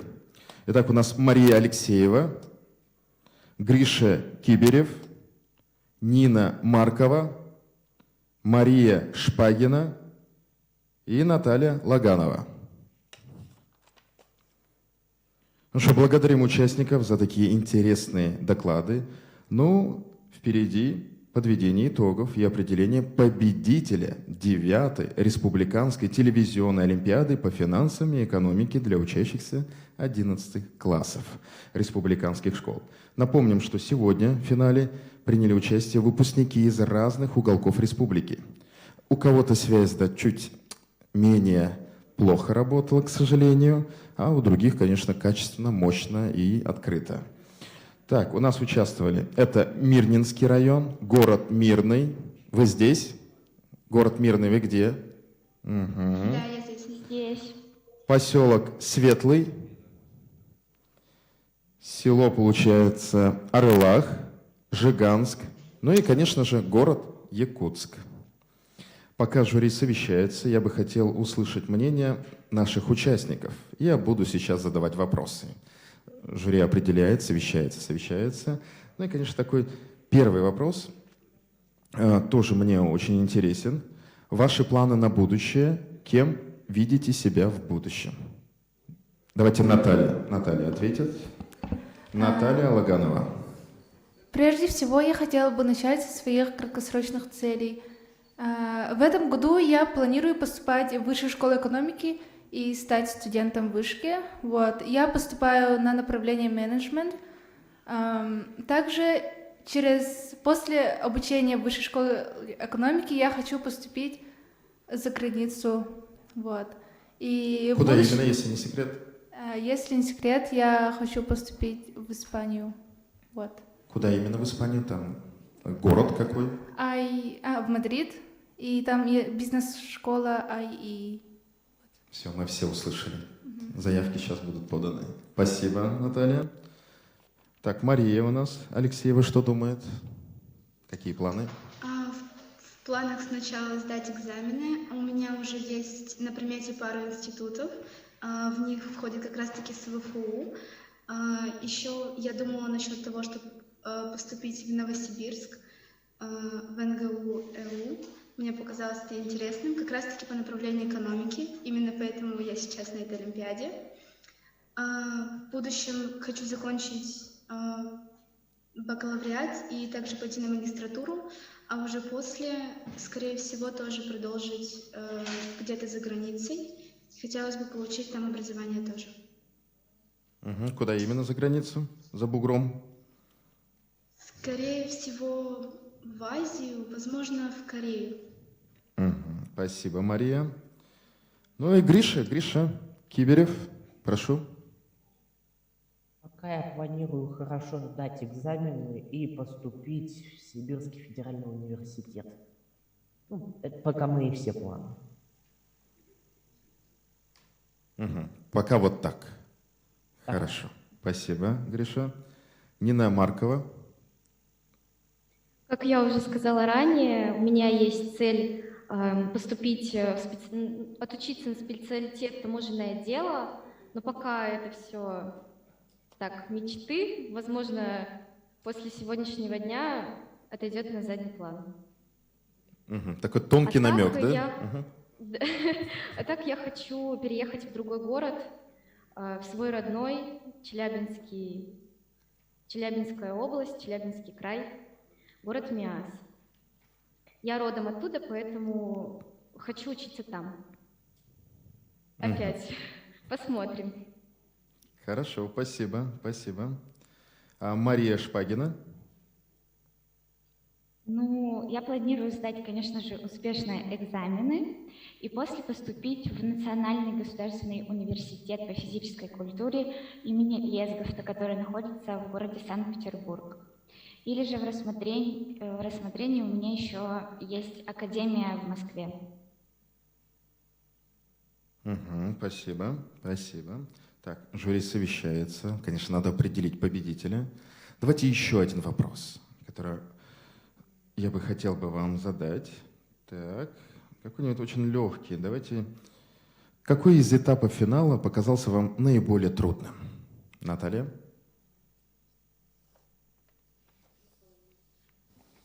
Мне кажется, что второй этап финала был самым сложным, потому что первый этап был самым легким, мне кажется, а второй там уже исключает 3 человек. И, в принципе, ответ надо давать сразу же, моментально, и ты можешь попасться первым каждый раз, либо вот так. И, наверное, зависит от удачливости именно в этом этапе.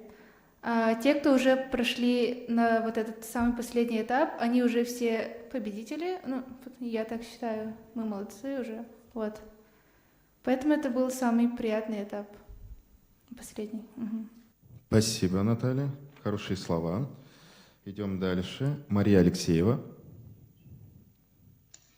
Самым сложным мне показался первый этап, потому что, как только ты начинаешь Олимпиаду, конечно же, волнение становится как-то тяжело. И к тому же там было очень много терминов, которые нужно было знать, вспоминать. Вот. Во втором этапе, в принципе, для меня это было не так сложно, потому что там были жизненные ситуации, поэтому я считаю, что все-таки первый этап был сложнее. Спасибо, Мария. Гриша Киберев. Я считаю, что первый тур был самым сложным, потому что присутствовало и волнение, И вопросы были не самые простые, и времени было очень мало на дачу ответов. Еще раз повтори, пожалуйста, какой этап? Первый. Первый. Спасибо. Это мнение Гриши Кибирева. А Нина Маркова что скажет? Для меня был сложно, этот период, когда заканчивается второй тур и начинается третий, и ты знаешь, что ты сейчас будешь рассказывать наизусть свой текст, который ты ночами составляла. И вот для меня это был самый сложный период, это волнение, пережить это волнение. Спасибо. Мария Шпагина. Для меня наиболее сложный был второй тур, потому что там надо было быстро ориентироваться и отвечать на вопросы. И когда присутствует волнение, ты теряешься и можешь что-то не так сказать. Вот. Спасибо, спасибо, Мария. Члены жюри готовы озвучить. Ну, давайте мы поблагодарим всех, кто участвовал здесь сегодня. Впервые так проходит у нас в онлайн-режиме, прямое включение. Аплодисменты себе, дорогие, себе. Вы молодцы, вы финалисты, вы победители, однозначно. И классно вы ответили на все вопросы. Браво, браво. В вашем возрасте я бы так не ответил бы, честно. Да. Я бы постеснялся бы, волновался бы и сидел бы там. Спрятался вообще бы. Так что спасибо вам, ребята. Так, подождите.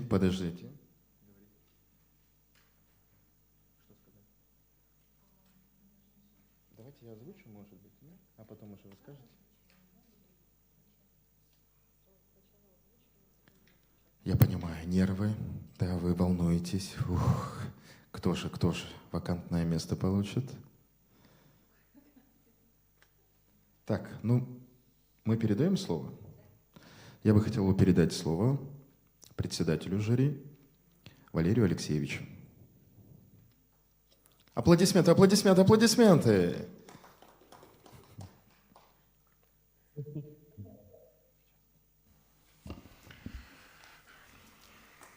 Дорогие участники, наши финалисты 5, хотелось бы в первую очередь отметить, с самого начала все 10 участников отвечали очень интересно. Для нас очень важно, что у всех старшеклассников современного мира очень хорошо поставлена речь, четко разбираются в терминологии, вы уже разбираетесь в банковских системах, так?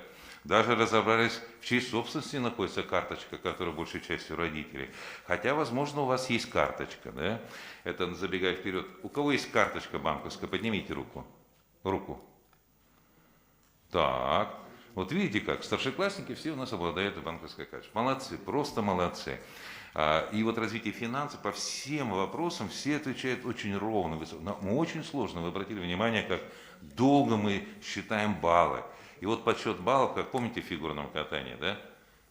Отличие небольшое, поэтому вы все очень хороши, безусловно, абсолютно. Вот, и те ребята, которые участвовали, мы просто двигаемся с точки зрения правил, как в любом соревновании, поймите. А так я бы хотел ответить, очень высокий уровень. Мы уже 9 лет проводим, и с каждым годом мы видим, как меняется, трансформируется общество, и благодаря именно вам. Почему? Потому что вы будете создавать новое общество именно с учетом цифровой экономики. Последние ответы по цифровой экономике были очень хорошие, развернутыми. Но здесь я бы хотел отметить ответ достаточно четкий по 3 направлениям вот лично я у Натальи Лагановой. Так? Четко определены направления и так далее. Вы все очень хорошо отметили плюсы и минусы реализации цифровой экономики, но это то, что вы будете создавать в первую очередь и с чем вы столкнетесь, получив знания во всех высших наших учебных заведениях. Я уверен, что вы абсолютно все поступите в высшее учебное заведение. Я надеюсь, выберете экономическую финансовую специальность. Но если другую, не вопрос. Финансы вас будут сопровождать, как вы правильно сказали, ежедневно. Финансы будут сопровождать ежедневно, и мы очень рады, что вы уже сейчас понимаете всю ответственность их распределения. Это очень здорово. У всех очень высокий уровень, на мой взгляд, готовности к взрослой жизни. И все-таки я подведу итоги всех трех туров. В третьем туре я отмечу, что у всех были хорошие ответы, чуть больше развернут и так далее. Но я вот отметил бы для себя, и большинство членов комиссии, ответ Натальи Лагановой. Итак, третье место в 9-м конкурсе присуждается Марии Алексеевой, школа номер 6 Мирнинского района. Аплодисменты. Это Мария Алексеева. Вы получаете планшет от Алмаз Эрген Банка. Поздравляем. Спасибо большое. Второе место. Я повторяюсь, баллы были очень близки. Все очень молодцы. Второе место. Мария Шпагина, СОЖ номер 26, города Мирный. Мария Шпагина, мы вас поздравляем. Вы занимаете второе место. От Министерства экономики Республики Саха-Якутия вы получаете спецприз. Может быть, награждение потом сделали бы, сейчас объявим. И первое место присуждается Наталье Лагановой. Республиканский лицей-интернат города Якутска. Итак, Наталья Лаганова получает главный приз и становится победителем нашей 9-й Республиканской телевизионной олимпиады. Главный приз – целевое место финансово-экономический институт по направлению подготовки бакалавра, экономика и анализ данных. Это первая уникальная программа на Дальнем Востоке. Дорогая наша Наталья, еще раз поздравляем! Ну и хотелось бы, конечно, предоставить слово. Дорогие, не выключайтесь. Да. Мы всех поздравляем. И я бы хотел предоставить слово Майе Андреевне Даниловой, министру экономики Республики Саха-Якутия. Всех уже озвучили. И третье, второе, и первое место. Прошу. Да, добрый день, дорогие ребята. Сегодня очень долго, на самом деле, мы проводим нашу Олимпиаду. Наверное, она очень интересная.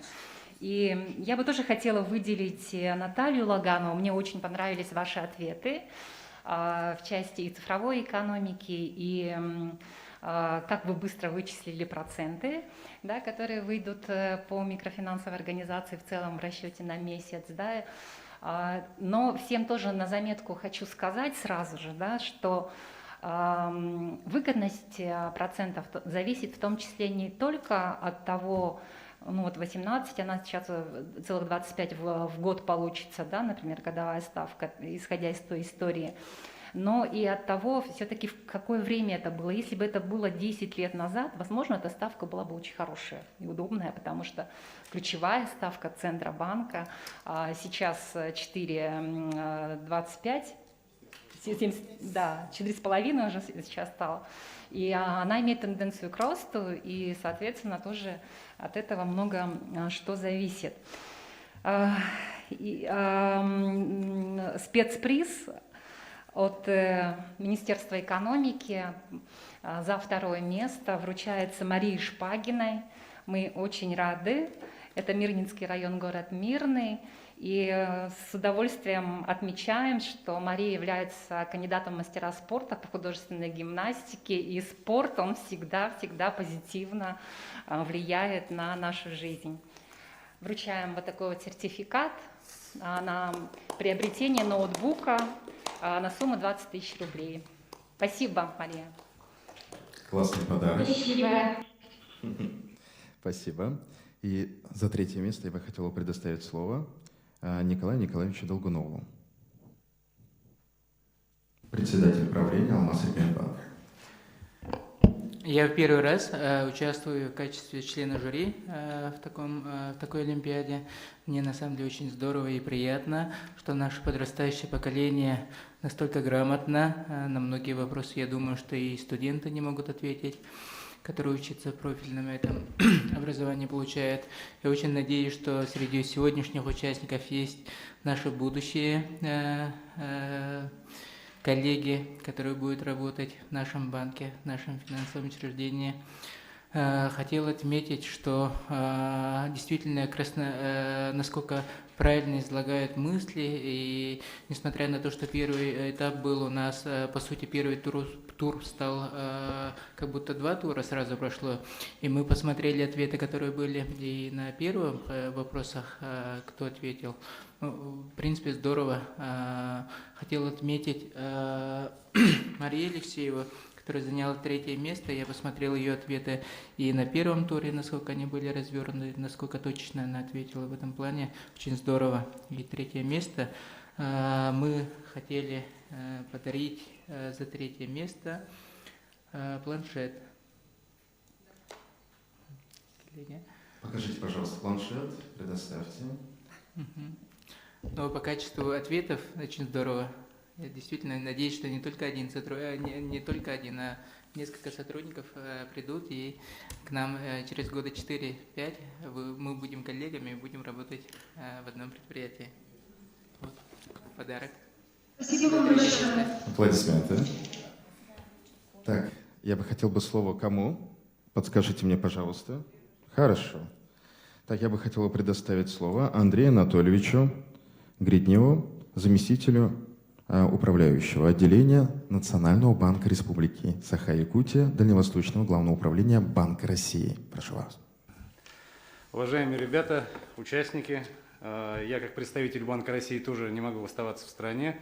Мы приготовили символические призы для первой тройки победителей и для всех участников.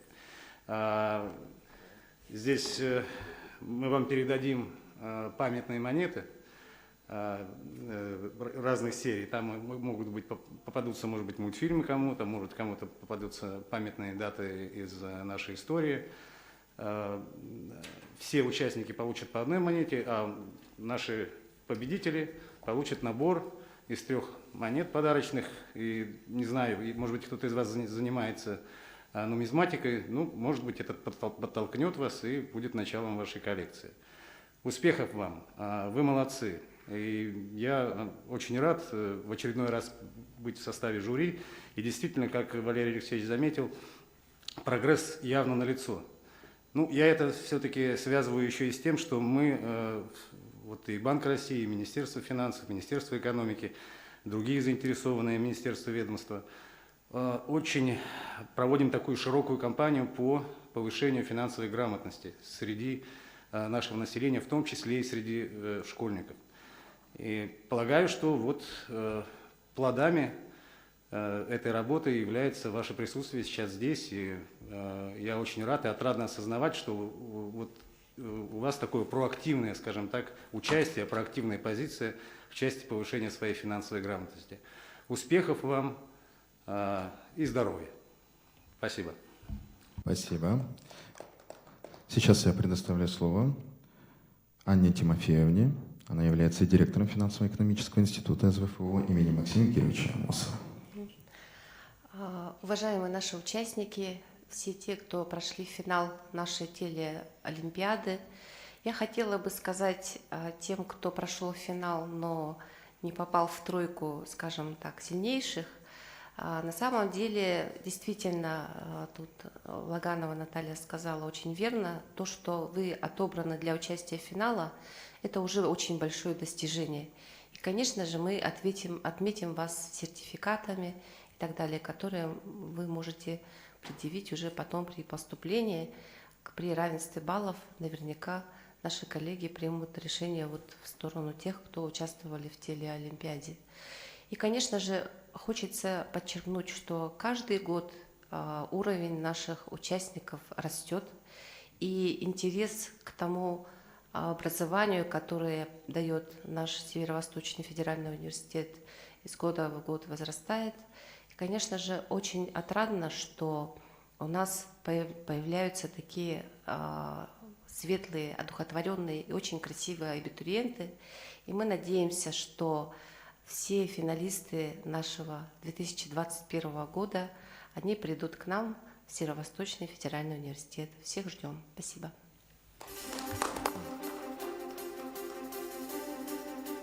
Дефляция, кредит, процент, облигация и инфляция. Инфляция Дефляция в широком смысле собой представляет сокращение общего уровня цен на рынке, а в узком смысле это обесценивание бумажных денег. Вы ни в коем случае не должны переходить по этой ссылке.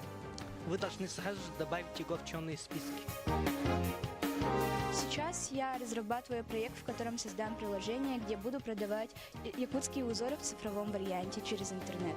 Министерство финансов Республики Саха-Якутия совместно с Министерством экономики Республики Саха-Якутия, Министерством образования и науки Республики Саха-Якутия и Северо-Восточным федеральным университетом имени Максима Амосова представляют Республиканскую телевизионную олимпиаду по финансам и экономике.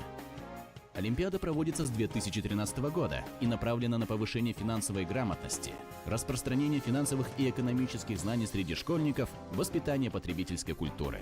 К участию в Олимпиаде допускаются учащиеся 11 классов общеобразовательных школ Республики Саха-Якутия. Олимпиада проводится в 3 этапа. Первый этап – муниципальный заочный. Второй этап – республиканский заочный. Третий этап – республиканский очный. Муниципальный этап включает в себя выполнение тестов и решение задач, по итогам которого определяются победители из каждого муниципального образования Республики Саха-Якутия. На втором этапе от участников требуется написание творческого эссе на русском языке по финансовым и экономическим темам. На данном этапе определяются 14 участников, которые допускаются к финалу. 2 первых этапа проводятся дистанционно на сайте якутского образовательного портала online.edidop.ru. В категории курсов «Малая экономическая академия СВФУ». Заключительный 3-й этап Олимпиады проходит в форме телевизионной передачи на канале Национальной вещательной компании «Саха». Абсолютным победителем Республиканской телевизионной олимпиады считается участник, набравший наибольшее количество баллов по итогам всех состязаний финального этапа. Победитель получает право зачисления на целевое место в финансово-экономический институт Северо-Восточного федерального университета при условии успешной сдачи вступительных испытаний не ниже установленных границ ЕГЭ по математике, русскому языку и обществознанию. За 6 лет в Олимпиаде приняло участие более 2000 школьников из всех 36 улусов и городов Якутии. Повышение интереса молодого поколения к финансовой и экономической грамотности закладывает основу для процветания и благополучия нашей страны.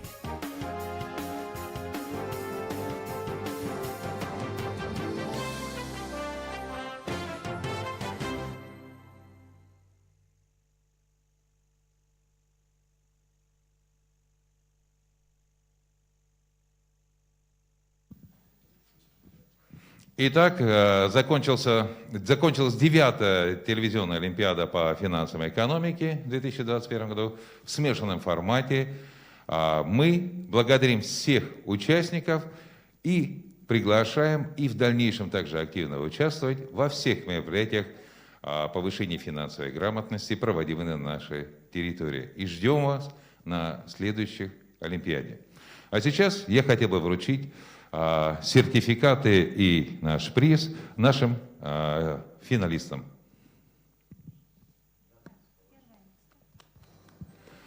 Первое место вручается диплом первого места Лагановой Натальи, ученицы Республиканского лицея-интерната.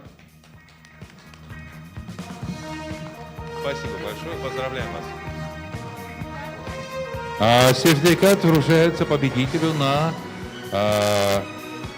право зачисления на целевое место в финансово-экономический институт. А также телефон Galaxy Samsung.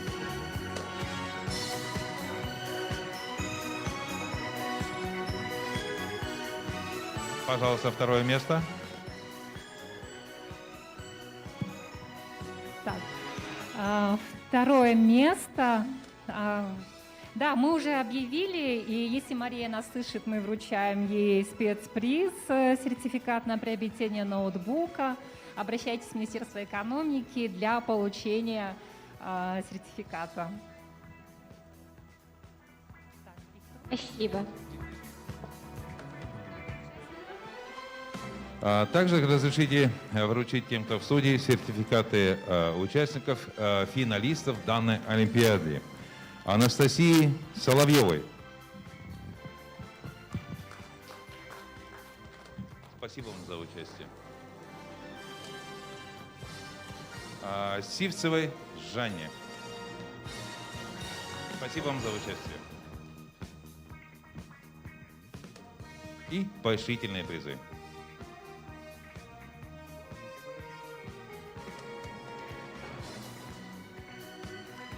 Ну а теперь в завершение предлагаю сделать финальное фотографирование участников и жюри. Я хотел предоставить слово нашей победительнице Анастасии. Наталья. В первую очередь я хотела бы выразить большую благодарность организации этой Олимпиады и всем жюри, потому что действительно прошел очень хороший день, и я очень благодарна такому опыту. Вот. И, кстати, я бы хотела выразить еще благодарность своей руководительнице Елене Егоровне за то, что вы меня готовили. Вот. И еще я считаю, что все финалисты очень большие молодцы. Вот, все. Спасибо большое. Ну что, дорогие, поздравляем, большое спасибо за прямой эфир. Все, на этом мы завершаем нашу Олимпиаду, именно 9-ю республиканскую телевизионную Олимпиаду по финансам и экономике для старшеклассников республики.